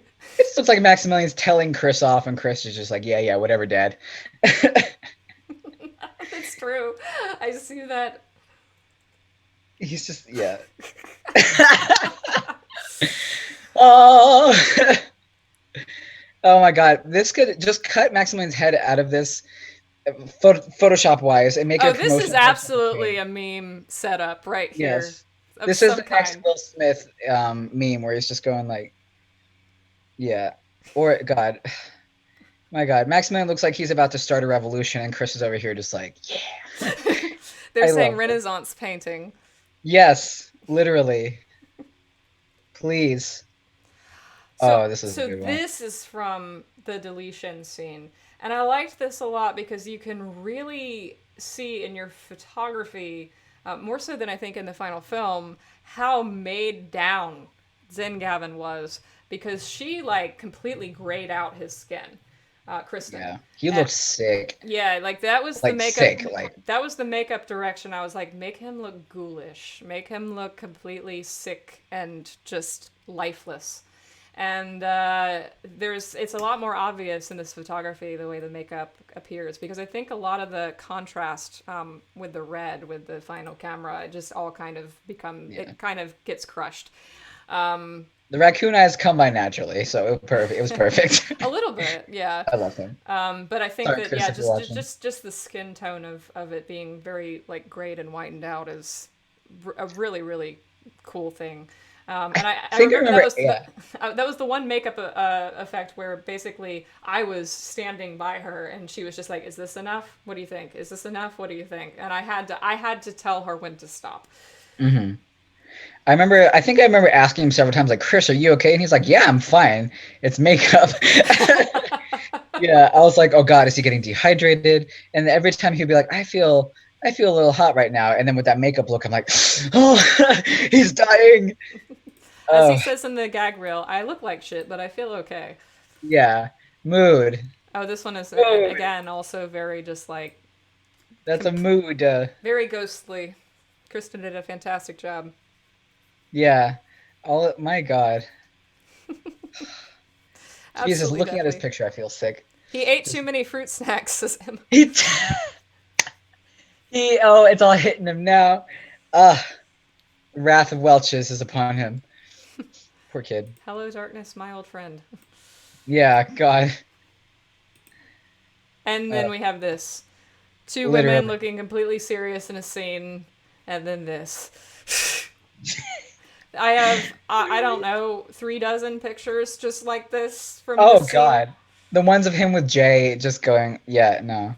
Oh, I have I some think I of have a those picture too. of. No, I mean from this scene Oh, from this scene. specifically. Yeah, from Yes. this scene, I have like 30. Yeah, so many of these. I deleted a good few of them too because they were blurry. But look at Carla being beautiful and stoic, and then Chris is just like about to sneeze. Go go Or gadget grief. go. Yes, quite. Oh, fabulous Austin. Austin. Austin I don't know if he's representing I don't know if Octo he's Pride. I don't know if he's watching right now. Let me see if he's in the chat. Austin was He great is during this. not in the chat. He's not watching my stream.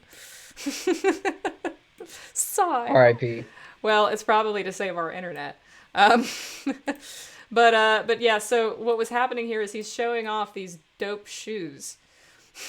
Yeah, He's I very want those very shoes. proud of these heeled boots with the shiny heels, and also this tentacle jacket. Very very proud of his new threats. I think me and Austin had a discussion. We were like, do we want Lotso to wear this octopus jacket? Because I don't think we had like a formal idea of what Lotso was going to wear besides the boa and the glasses. I think that But then I is why remember he thinking was about it. wearing it this day because we shot the Yeah, Lotso scene at the end of this day after the yeah. hospital stuff. So Lotso almost wore that tentacle jacket, which would have been a nightmare for artists everywhere. But Oh God. it looks better on him. I will say it looks much better on We Austin. thought it was too much. Too much for Lotso. Are you sure? Well, no, yeah. So I love this because this is a couple acts because this Chris, okay. Chris just straight up laid on that bed and took a fucking nap while like there was other shit happening while Maximilian was struggling to get in the suit. Chris was just like, I'm gonna come lay on this bed, and there's pictures of him just like with his hood over his face, just straight up freaking napping. Yep, that's this one. Yeah, I high key think he's asleep in this. I Yes, God bless them. Oh, I he slept. He was actually asleep at the desk too.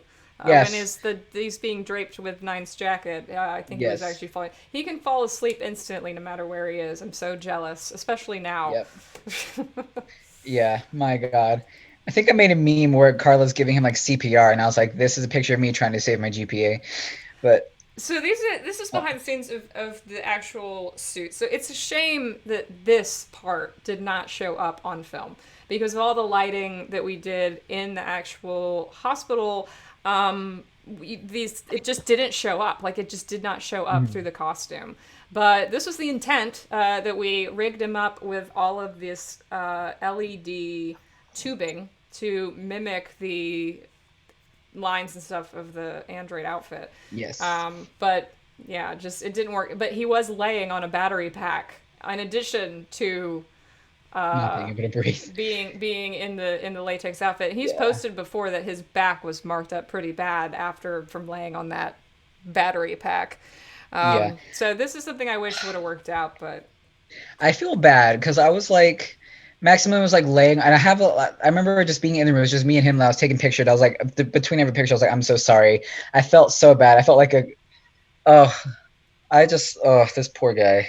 so this I is felt what like a it creep. would have looked like through the suit if our lighting had worked out on camera. And it must have just been the dynamic range of the red or something. I don't know why exactly it got so washed out on, because you took a picture of it here in a bright room and were able to see it. I don't know what exactly I think because happened. it's backlit. Because like Gotta that be. suit was pretty shiny. Yeah. Yeah. And But for some reason the shine kind of isn't showing up here. And well, we might not have shined him yet. I think we had some lubricant that we shined him down with on the yes, outside that made him slippery on something. the outside but made him shiny.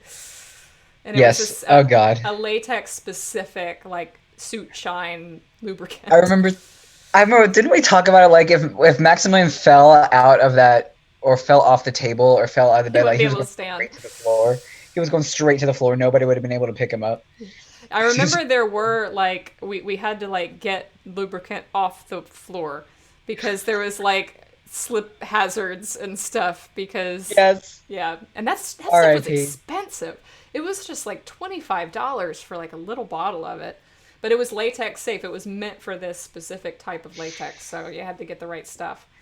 But this is actually gray tape, and we tried to make some of the gray designs on the outfit as well, and that was actually useful because we'd pull down. I kind of wish Austin was here to talk about this because he did most of this. We would pull down the latex to get it as wrinkle free as possible, and then tape.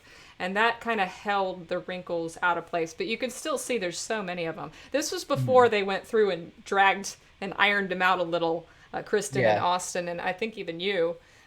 But we tried. We were tugging on him so much. We almost tore him apart. Poor kid. I suppose some of it did actually end up on camera because this little bit here did end up on camera, but it looks like a seam. It looks like a bit of a seam, but that was from the LED. So I'm glad I still did it because even if it just looks like it's engraved in the suit, at least it showed up. I wonder if the blue of the quasar somehow muted it instead of accentuating it. I think that could have been it because this was a blue light up here. If it had been like white light or another color, maybe it would have showed up better. But I still think it came out pretty dope. I mean, but still, we were fighting that tape.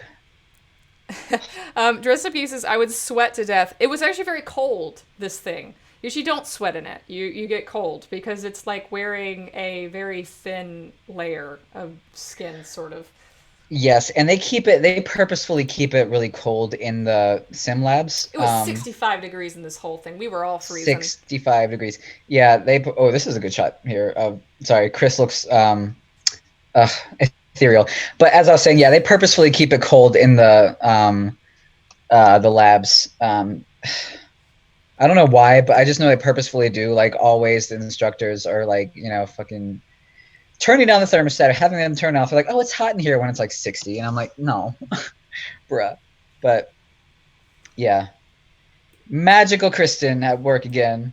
Yeah, this is her putting the scar on. I believe I can probably zoom in here and actually show that. I think this is or eyeshadow or something. Eyebrow wax. Or eyebrow pencil is what she used for that. It looks like she's doing like shadows of the inner corners. I don't know, so but she did something that might dope. actually be the under eye. Yeah, that looks like that's the under eye makeup. I think he's getting a punch to the eye there. Yeah. Yeah, which was very heavy in this scene because it was Gavin Tired 3, which was the third level of Gavin Tired that she was instructed to. Literally going to reach the avatar state of tired in a second. Yeah. Lord. So this you can see he's got the blanket on him because he was so cold. Maximilian looks like several patients I've taken care of before in like full body bandages or gowns with the blankets on them. This poor guy looks oh Lord. But yeah. That blanket was dope though. I don't know who got that blanket, but I liked it. I don't remember where it came from actually now that I think about it.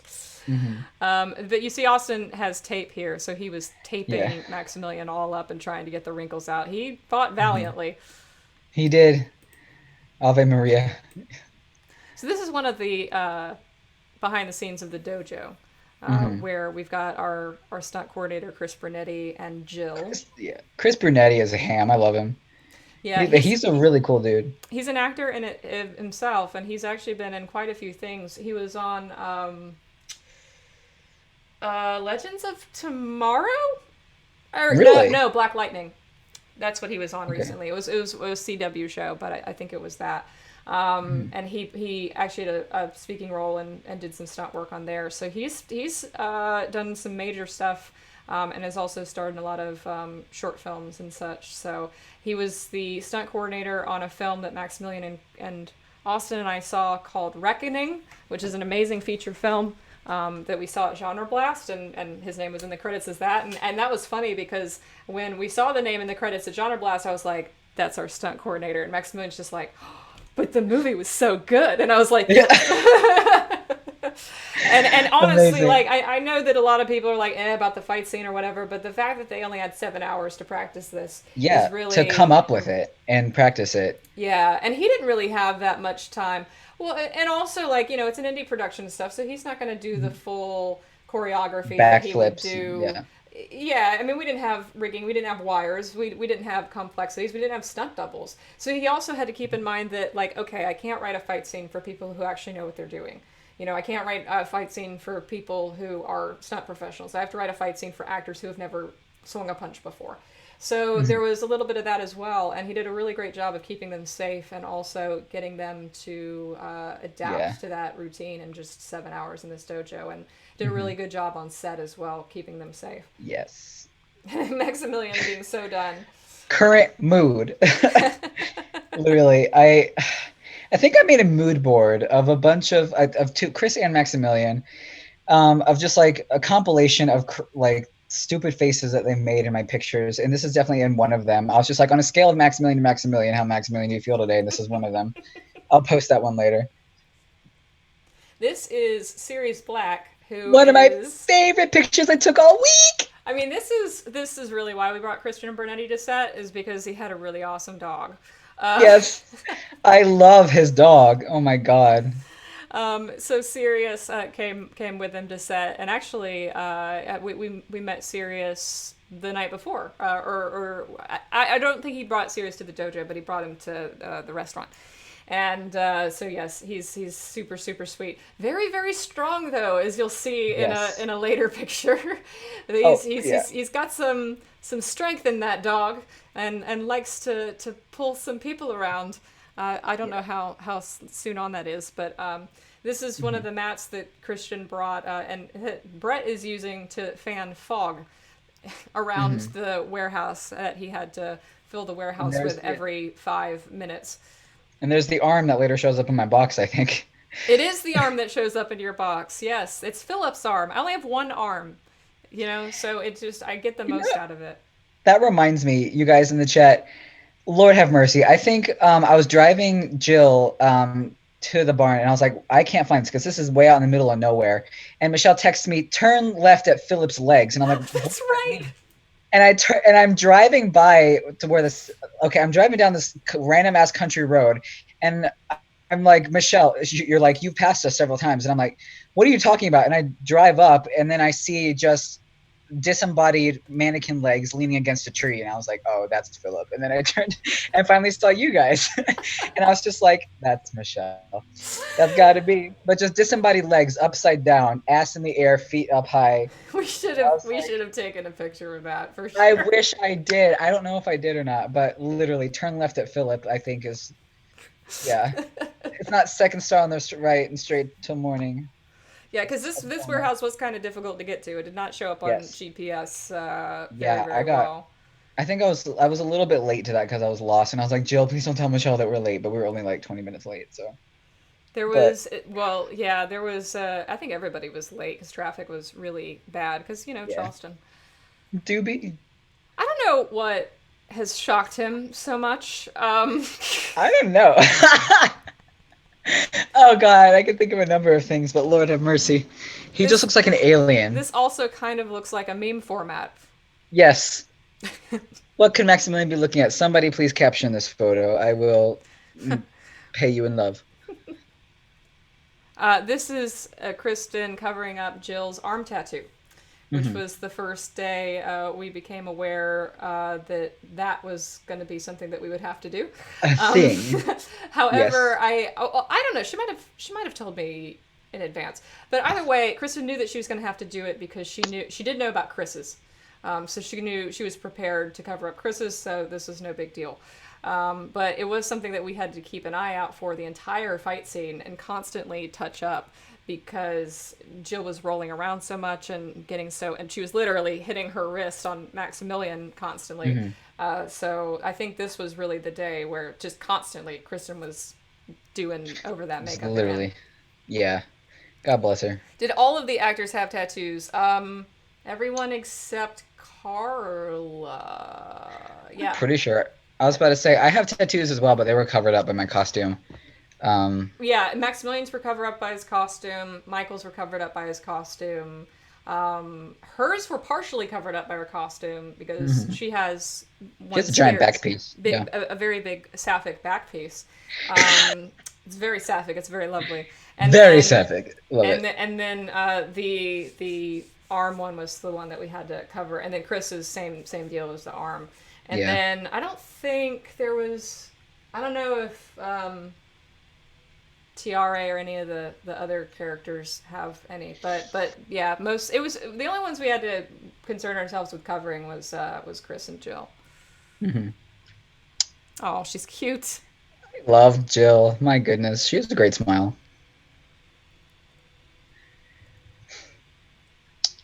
This is Christian with Michael Whaley, who was one of our behind-the-scenes photographers. He also really, really helps with just everything. He was super cool. Yeah. This was his location. The apartment is his apartment. The car that is used for Gavin and Nine's car, that big black car, is his car. There was so much that was used that he contributed. There was, I thought, Yeah. one other location. No, I guess it was just this in the apartment. Yeah. But he also, the other location was in Detroit Awakening, the police station, the break room, and the place where Nines and Chris sit outside and have their conversation. That location is his workplace, and we shot in the parking lot of that for the stakeout as well. So he came through on that because we kind of lost our location for that, and then we had to move the shoot date to Wednesday night. And so I called him with like 2 hours notice, and I was like, can you stay late at work and we can like come by and shoot in the parking lot? And he's like, okay. Yeah, like Yeah, actually, he's completely enthusiastic. He's just like always has a smile on his face. And also another thing about Michael Whaley is that he directed Killer Assistant, which is coming to Patreon in June next month. So you guys will get to see one of his films released under Octopunk very, very soon if you are a patron. he is super cool. We love him. This is what I was saying about Michelle the zookeeper this entire week. It's a very strong dog. Very, very strong doggo. Lots of power in that doggo. So yeah, this is serious.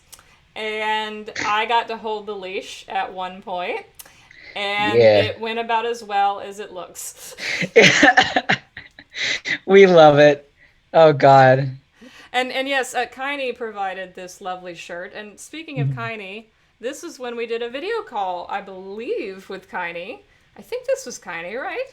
I think we did a call the first day. So this was the first Patreon set call that we did for Kaini being a patron.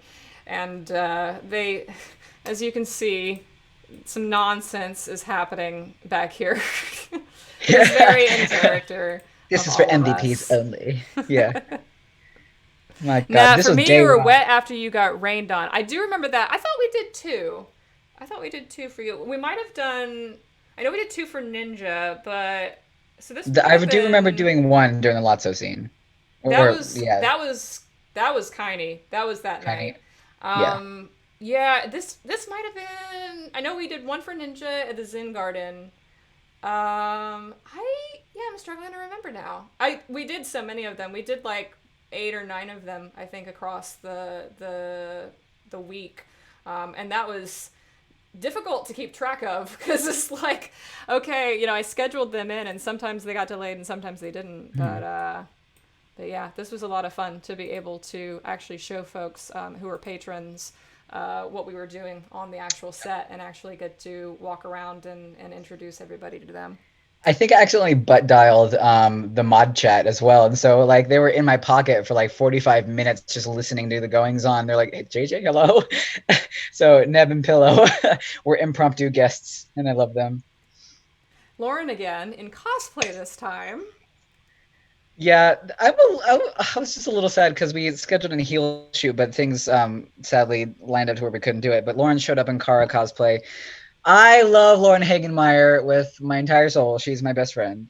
And literally, she is the perfect person to be a Kara cosplayer. Like, she just radiates Kara energy. But yeah. Maximilian, I don't know what Maximilian's looking at, but his hair looks fabulous. Well, they said, what did Maximilian touch? And the reason his hand is dirty is because he was rolling around on that floor fighting Ada in 6 hours. Yep. These are our lovely extras.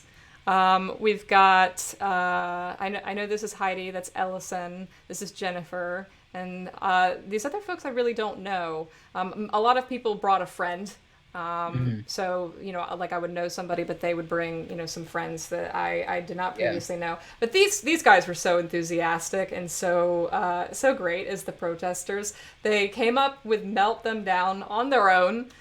They were the ones who came up with all the different chants, Control Alt Delete, and everything.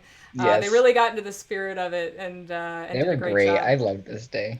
And I think Heidi and then Marissa, who you'll see later, I think they're the only ones with acting experience, but I don't know because I am unfamiliar with so many folks here. Mhm. This is the height comparison between. Well, Chris was. I told Chris to kneel down a little He's bit, but crouching a little. Yeah, he is Jay is crouching. naturally. Jay is naturally that tall. I love Jay. My God. My God. He This is is he me is six battling my foot energy. six though, so he's definitely. You can see the light bulb hanging down here, which gives you some perspective onto this poor man's life and all the things he probably walks into on a daily basis. Yes, literally. He's literally the friendly giant, the BFG. More Starbucks, Oh but God, this. I'm so sad that it got blurred out. It looks like Britney's in the cup. Oh my God. Talk about a tall glass of water. Oh my lord. Sorry, but So yes, this is Brett being like, thank you Starbucks for sponsoring us, because we were sent some free Starbucks. Thank you Dave Harlequin, who is a friend of ours and who has a Starbucks sponsorship and hooked us up with 4 pounds of free Starbucks beans. yeah, And bro. also all these cups and teas and everything else, all the accoutrement that goes with coffee. It wasn't much of a coffee drinking set, surprisingly. I mean, I think we only went through half a bag of coffee the whole time. So I'll say, I'm not a coffee person, so I can't imagine who must have drank. Seeing as Maximilian clearly doesn't ever make coffee ever. Um, Yeah, he but mostly went for the energy drinks, and I know some people went me for too. tea. A lot of people went for soda. And yeah, you'd have a couple people in the mornings that would go for the coffee, but then not throughout the day. They would go. Actually, honestly, a lot of people went through water. Water was the thing that we just constantly had to go out and buy more pallets of Yes. because we were just going through water like crazy. Especially on this day, you can see how Brett's sweating because it was 85 degrees and Yeah. he's carrying a rig.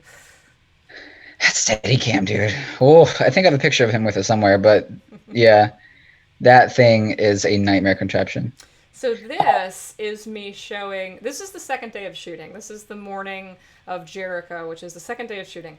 We had the previous day shot all that stuff at the warehouse and had shot all the fight scene, and then right outside the car, that longing look between Reed 900 right outside the car at night that you guys saw back in December, I think, and just absolutely went wild over.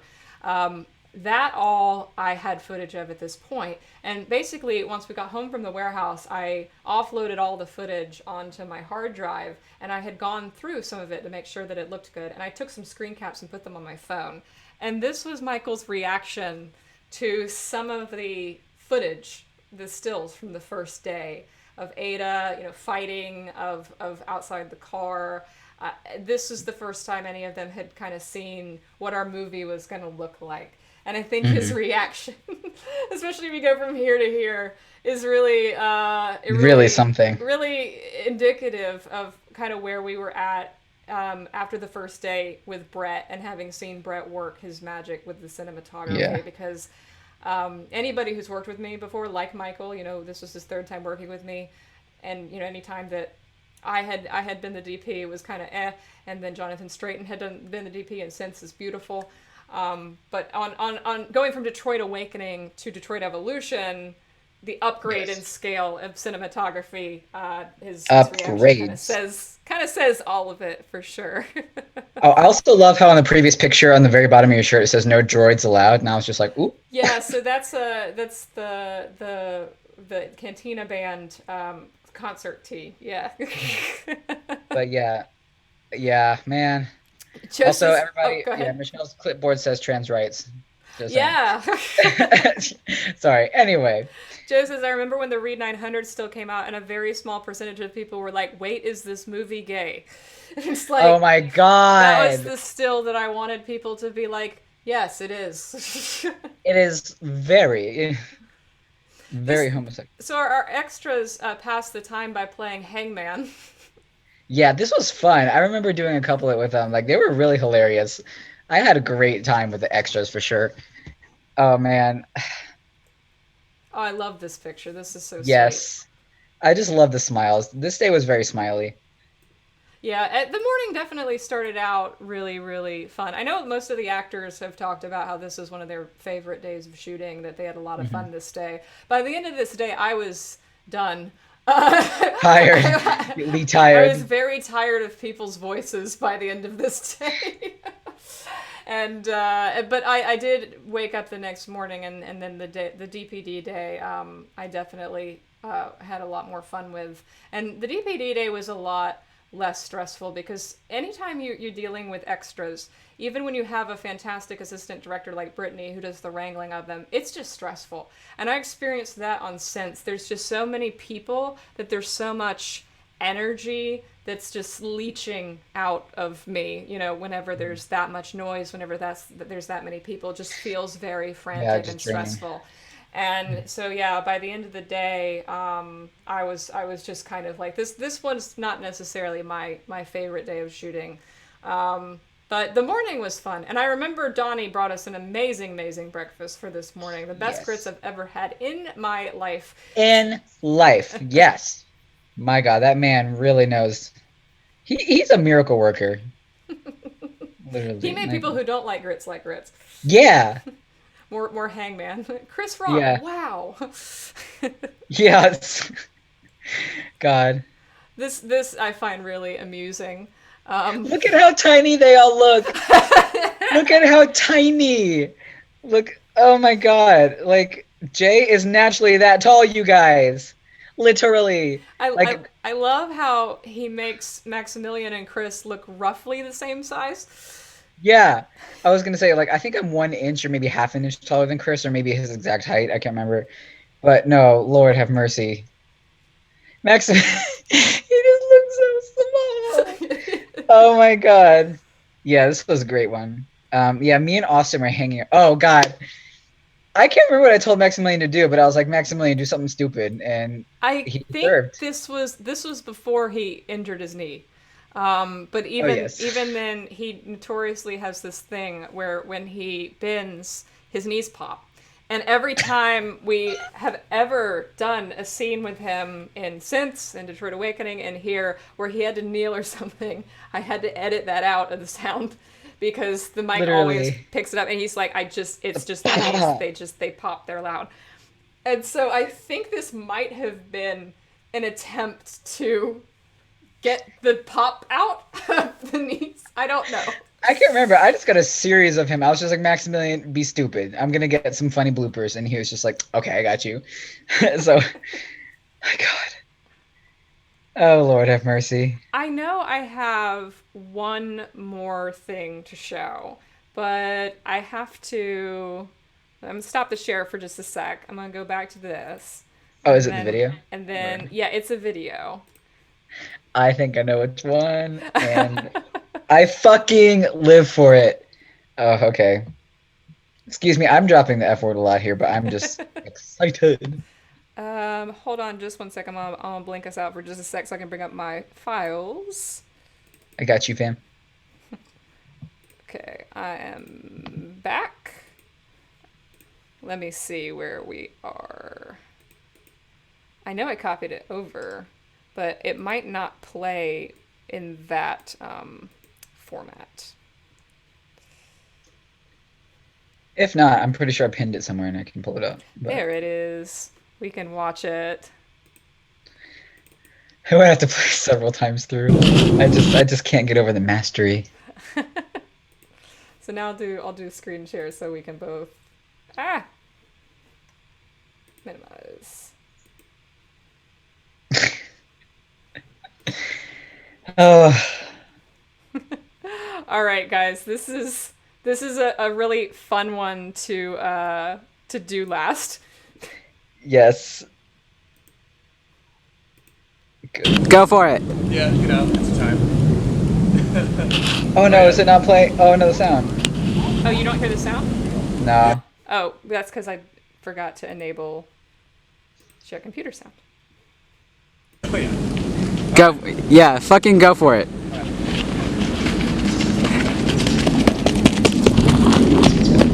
Wonderful. Oh wait, God, because I edited it with the Naruto music. Oh, you actually have an edit of it with the Naruto I do have an music? edit of it with the Naruto music. Well, you're going to have to post that for sure on... Okay, I will post it. I don't know if anybody saw it. It was a little bit laggy for me, but I don't know if anybody else saw it. But if you didn't see it, you will soon see it. Chris Naruto, I said, Chris, wear this shirt like a cape and Naruto run. And he was like, I got you, fam. So I'll post that on Instagram today for everybody to see. Yeah, we'll have to put. You can post that, and I'll post the Starbucks cup, and we can between the two of us have Absolutely. things for people to work with. So that's all of the pictures and stuff that we have to share today, unless you have anything else that you want to share. But for now, I can just throw stuff to the chat and say if you have any questions for JJ, Yes. throw them in the chat about being a set PA, about being a set photographer, about any of the things that we've talked about today. I'm gonna hook y'all to the charger real quick, but yes, everybody, bring in your questions. I would love to answer some as best as I can.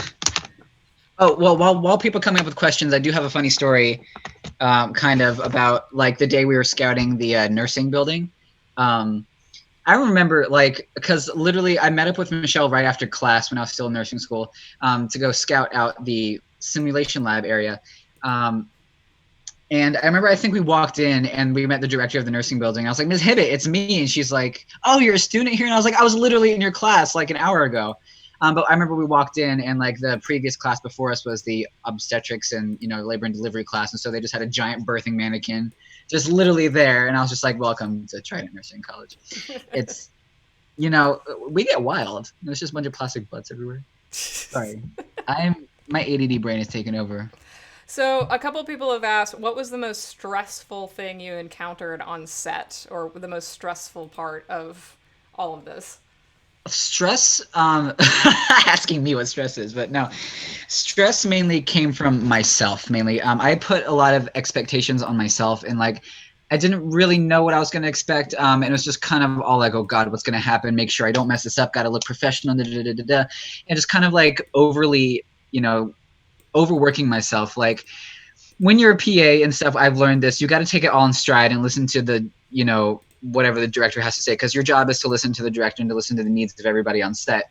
And also mainly because I'm scared of people that I admire for some weird reason. I think I said this before. So I was just kind of put on all this onto myself, just kind of oh God, I'm scared of Maximilian. I'm scared of Chris. I'm scared of everybody. They're so much cooler and better than me. But no, you got to realize and kind of put yourself in that mindset of, oh, we're all working together on this. So I think you can be your own worst enemy. You got to come into it with a very open mindset and just kind of realize that you're there to be functional, to help everybody. You are as valued as much as everybody else is. I mean, I can deal with I've got pretty good endurance. I'm good with running around for 6, 7, 8 hours at a time. Doing manual labor is no problem for me. Everybody's different, but definitely keep an eye on your mental state. And definitely talk to yourself and be sure to talk to your crew and get on good terms and just, communicate with people. That's my biggest advice to everybody. Yeah, communication for sure. And hopefully, luckily, I think that I try to be kind to people. Oh no, yeah.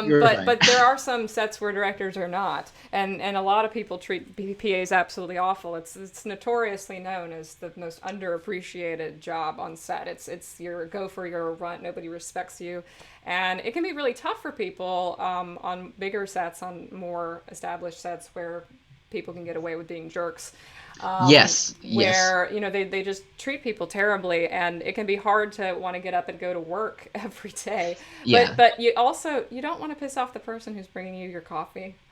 That's... Absolutely. I did not make a single cup of coffee during that entire thing, which is hilarious. That's true, you did. I did not make a Never single made cup you of make coffee. Yeah, so this is definitely not like every other PA experience. This is definitely kind of a more different type of opportunity, but yes. Absolutely. I was fortunate enough to work with a fantastic crew, which, can't be said for most major film sets, but thick skin, develop a thick skin against yourself and maybe some other people who want to be buttheads, but thick skin. We have a question from Arden Knight, who asks, what was the most fun? Oh, that's a tough question because there was a lot that was fun. Let's say PA wise, the one that was most fun. Um, oh Jesus, I can't tell. There was just so much on that set that was fun, but I definitely had fun hanging around with and just making friends with people and all the banter and downtime.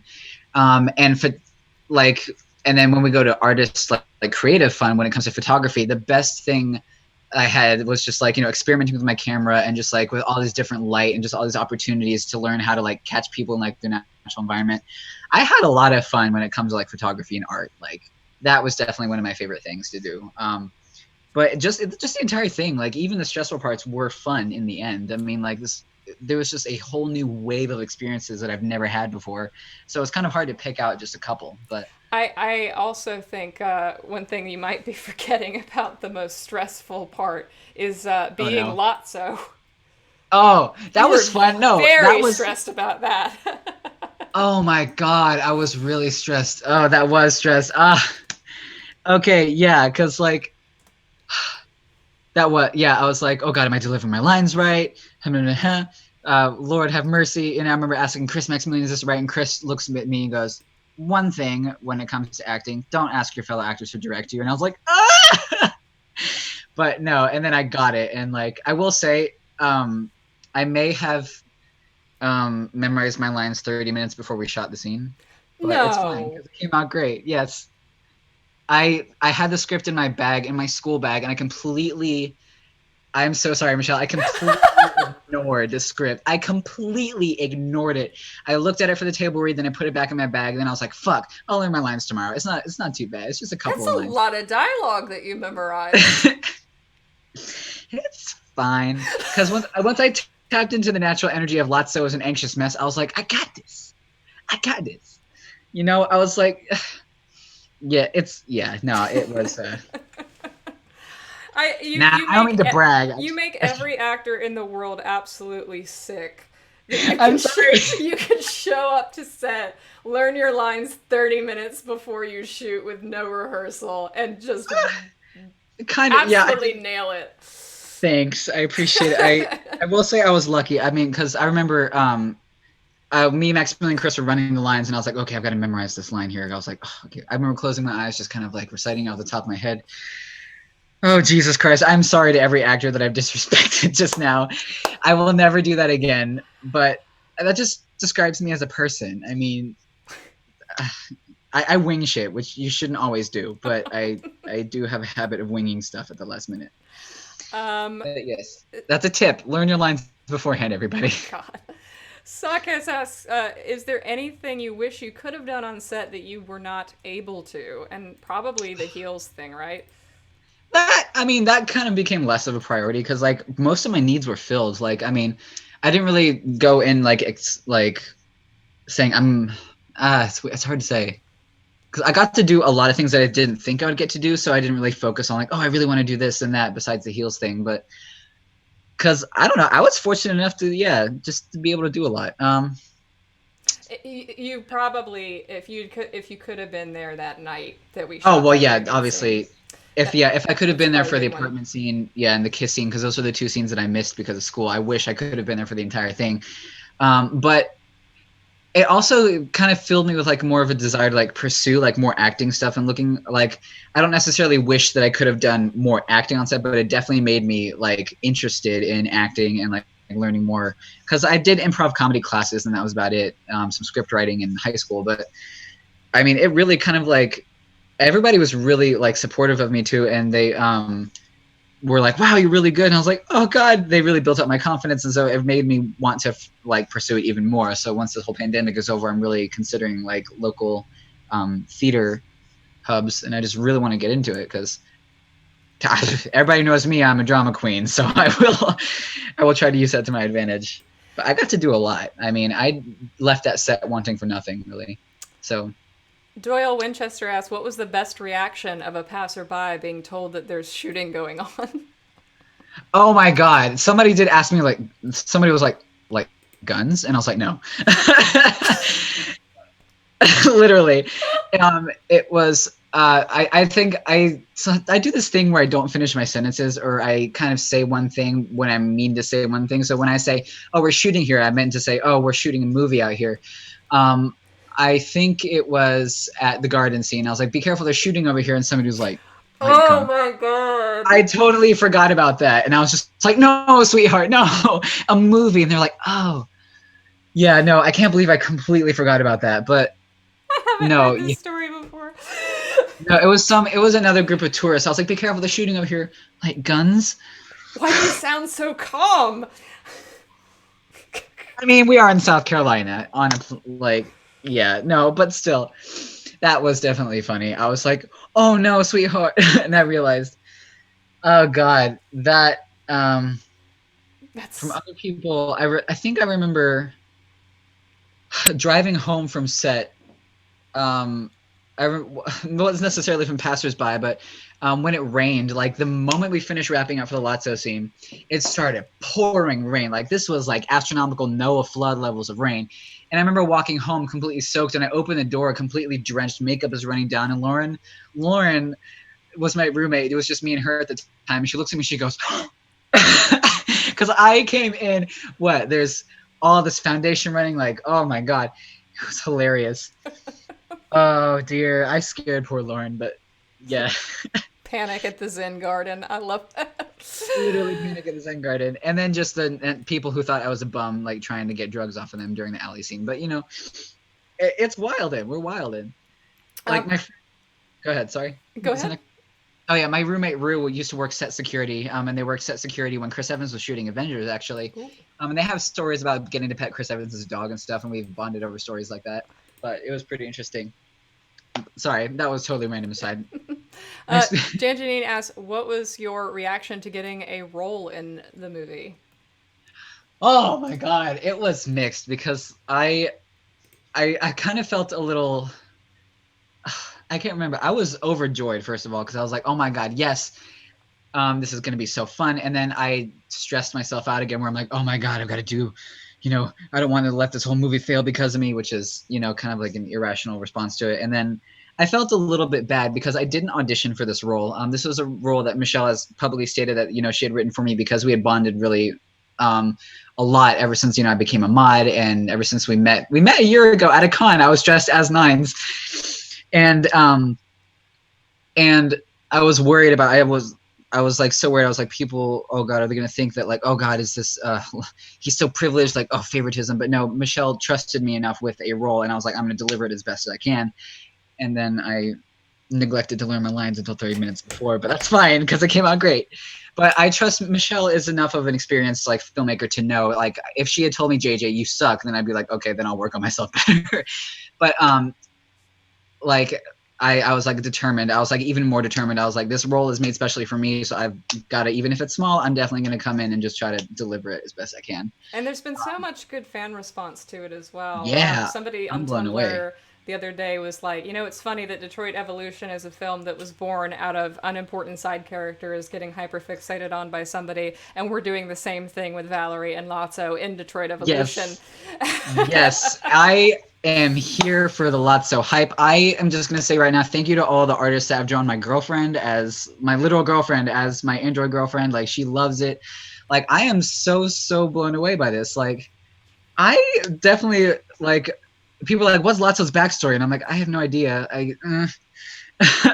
So, like, he's still a very ambiguous character, but he's enough of a character that, like, I don't know how else to put it into words. Like, just the Read 900 fandom is at it again, and I love it. You guys have done, I love the artwork. I feel, it makes me feel so elevated, especially also as a trans person, a trans cosplayer, trans actor. Like, playing a character that wasn't like, oh, we have a trans character playing, or trans actor playing a specifically trans character for,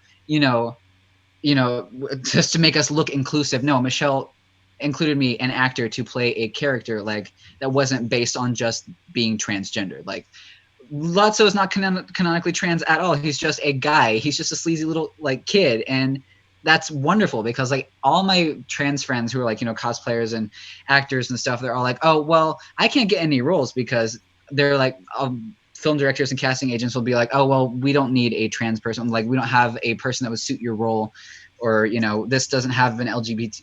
You'd be surprised, you guys, at like the amount of discrimination that there is like in the major film industry. Like, trans actors really struggle. So like being able to just be an actor and not just the token transgender actor is just be definitely cast in a male role. Yes, I was just cast in a male role. I was a sleazy street kid, and that was fantastic because like it was normalized. Like there was no question, nobody questioned my gender identity, nobody at all. Like I remember like I had to change and, you know, change my shirt, and I had no qualms about showing my scars because like I was completely comfortable like around the people because I knew that they weren't going to judge me for, you know, being that trans actor. Or and I'm glad that I wasn't used as the token, you know, gender non-conforming person, which is, you know, like you came into this. I don't mean to be like, oh, all hail Michelle, but I also do mean, oh, all hail Michelle, because the opportunities you took to elevate POC, you know, genderqueer actors, you know, queer actors, just people from all sorts of places across the spectrum, like with the small amount of cast that you had, is still fantastic. Like even your extras had, you know, roles where they could, you know, bring awareness or be like, you know, figurehead. Like Lauren is queer, and she also represents a lot of, you know, awareness for like autistic people, people with Huntington's, people who are disabled. And I could just go on and on. Like, you want the representation, you got it, man. It's here. Like, yeah, I just go on and on. And that's so important nowadays because like this, while we may not have like, you know, actual robots like this in the very near future, these are real people that get misrepresented all the time. And I'm like, a modern film is about being realistic, is as much as it possibly can be. And for a fantasy film, it was more realistic than many other films I've ever seen, where it's just token cishet white actors. No disrespect to them, but at the same time, we have our POC community we really got to love on, because there are many talented actors, queer POC, everybody. Name a diverse group, you got it, that need to be elevated and loved on and appreciated, especially now. So yeah, that's one thing about Detroit Evolution that I was really, really excited to be working on as well. I can't even remember what the original question was, but yeah. Getting a role in the movie. Yeah, getting a role in the movie. Yes. The role that I played as a character and the role that I played as a model is the right word, not model, but icon figure. I'm not, maybe icon is too big of a word, but a role model, I guess. I don't know. But yeah. Emma asked, if you had to pick the funniest thing on set, what would it be? Oh God, don't ask me that. That's so hard. There was a lot of stuff, and we talked about a lot of stuff that has kind of through a lot of these pictures. I think. I think.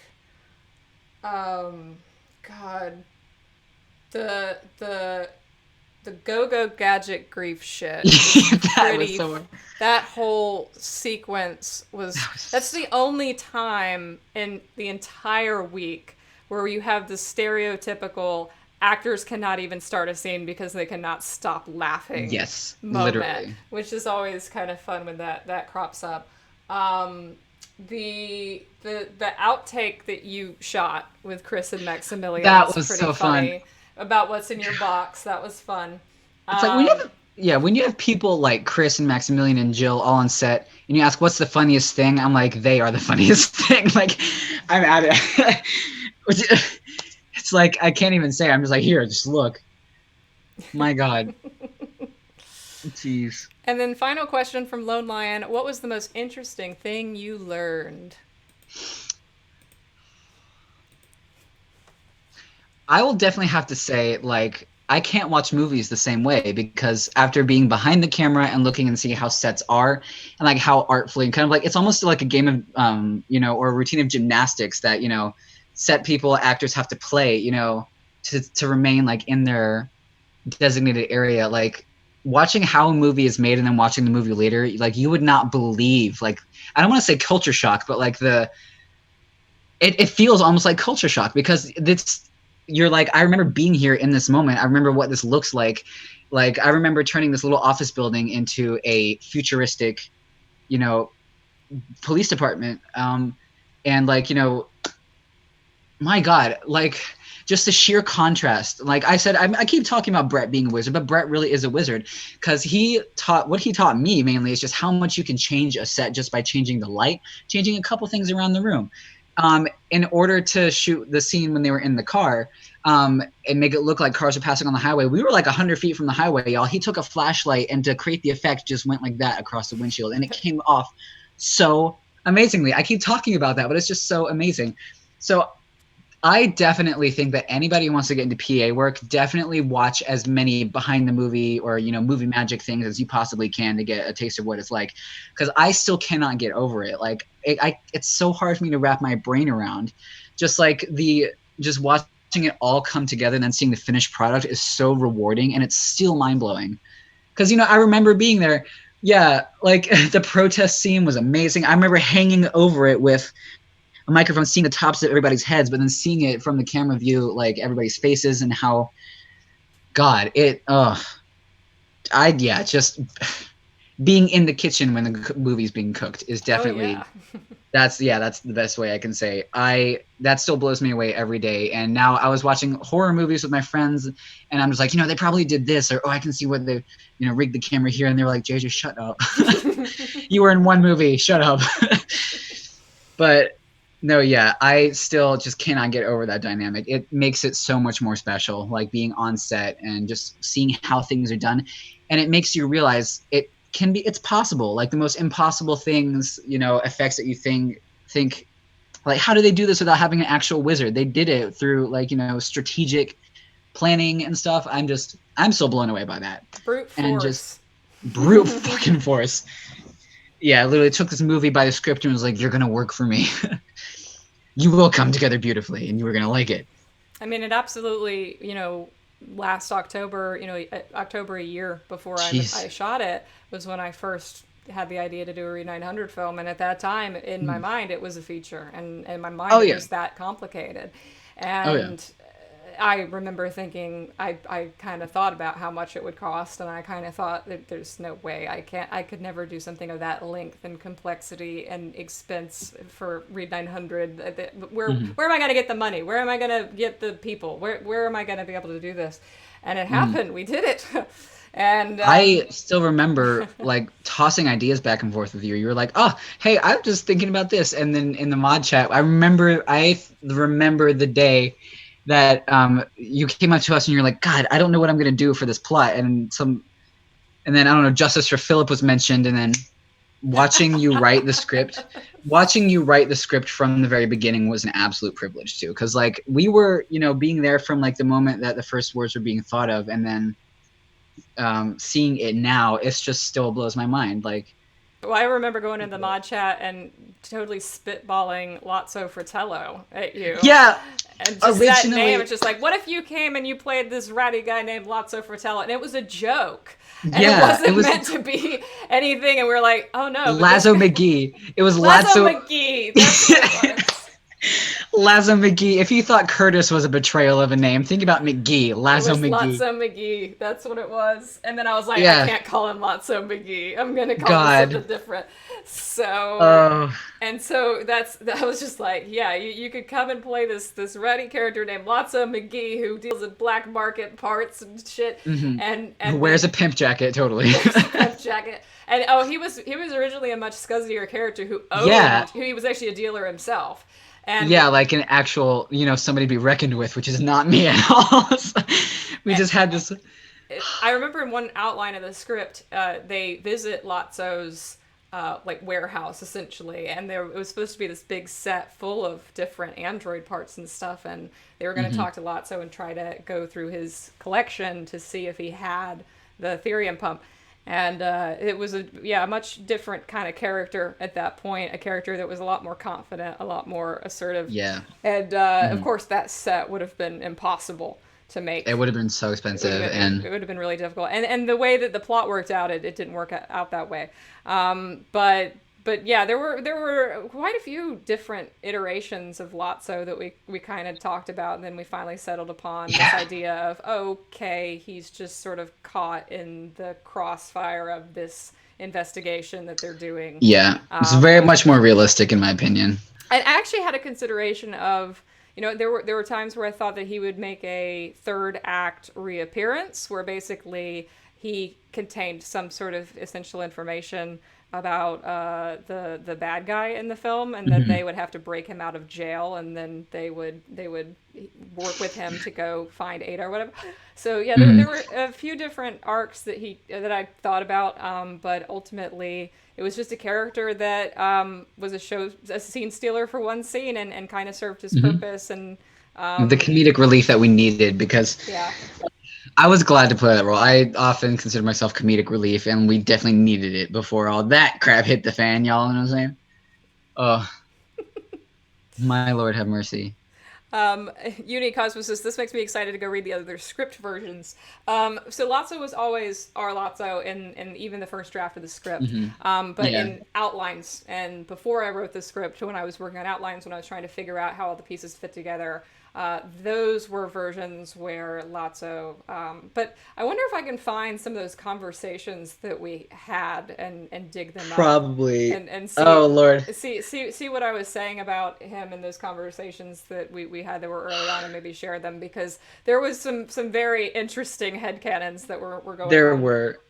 There were absolutely. I can't remember many off the top of my head, because like the final the final version of Lotso, what we had, I was just riding off the high of this completed character that, man, I want to see what the origins were now. I remember it's the first thing I'm going to do when I end this stream is go back to the mod chat and name search Lotso and see like what and maybe if I find something interesting, I'll share it.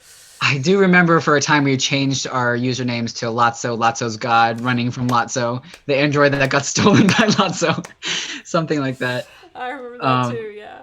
That was so fun. And I remember actually after you were like, hey, let's have Lazo McGee, the scuzzy character, I remember standing from the mirror like, let me practice my best greasy asshole face. Like, Reed. Hey, Reed. What's up? Listen. I was like, let's try Mafia Boss. No, that's too much. Reed. Nah. I was literally in front of my mirror for like 30 minutes just like, what the fuck? Let me... How you doing, Reed? Welcome to my shop. Chris Miller's nines became your Reed. Yeah, literally. Oh, that was funny. The table read. Yeah, that was definitely also another funny thing. But well, speaking of the table read, I can give everybody a bit of a spoiler for June coming up on Patreon. We recorded, so the night before we shot the first day, on Thursday night before we went to set the next day, we all got together at my house, we ate carabas, and we did a table read. And we recorded it. We have audio for it. We have a little bit of video. It's mostly an audio thing, but I'll be messing around with video and making it fun. It'll be a 4-part series across the month of June because it's about an hour and a half total. So I'll be releasing it in like 25 or 20-minute segments. And it's hysterical because it starts off as a normal read-through of the script, and then very quickly, like by page 3, goes completely off the rails and becomes an improv nightmare. I think Maximilian cried at least twice or once. It is so much fun, and so you guys can listen in on that in a 4-part table read series coming for $1 patrons, all patrons in the month of June, and then it'll be posted on YouTube 7 days after Patreon. So everybody will get to see it, but patrons will be getting it 7 days early, and that starts on Wednesday. So patrons can get the first access to that table read on Wednesday. JJ, where can we find you on the interwebs, and how do we support you in everything you do? You can find me on Instagram at quasar.cos, QUASAR.cos. Twitter right now, which is at JJ the Lizard King, all one word. And that's literally like the only social media I have right now. What you can do to support me right now, just follow like my content, but also stand up for what's right, y'all. I've been getting a little crazy on my Twitter right now because I live in Atlanta. We had a bunch of riots here last night, but definitely think about people in our community. Think about all the POC friends that you can elevate. Think about POC artists in the fan community, cosplayers. Do everything you can to elevate them during this time, and recognize that they are very talented and that they deserve the recognition that's owed. Yeah. And definitely yeah, stand solid. Keep up with your local news and register to vote, please. Yes, for God's sake, vote. Please register to vote. If you follow me on Twitter, I have tweeted some links recently to there's a National Bail Fund network where you can find bail funds near you in your state if you're in America. Unfortunately, there's not one for South Carolina. But there are for many, many states and cities across the nation, so you can donate to bail funds that help protesters get out of jail in communities near you. And I've also tweeted a link to other charities or other organizations, because the Minnesota Bail Fund, Minnesota Freedom Fund, they say that they're pretty good right now. They've recommended other organizations who need donations more, so you can find that on twitter.com/LadyTwana, which has been thrown in the chat by the mods. Thank you very much. We will be back next week with a Detroit Evolution music stream. So Austin will be walking you guys through a lot of the creation of the synth score. So it'll be mostly an Austin-centric stream. I might make an appearance, or I'll be there hanging out too. But Austin is the star of that one, and we'll be talking about the technicalities, both hardware and software that he used to design various score pieces in the movie. On top of that, next week we have Opwu on Monday. I'll be announcing most of the guests for our charity stream on June 13th. We are doing a charity stream in 2 weeks for GamerX, which is a foundation for LGBT rep in gaming, and they support LGBT game developers. So if you want to know who will be joining us in the activities that we'll be doing on that stream, come to Opwu on Monday at 2 p.m. And then we'll be continuing our playthrough of The Last of Us on Tuesday at noon. And I hope that I won't get completely shot at. So, yeah. That's all.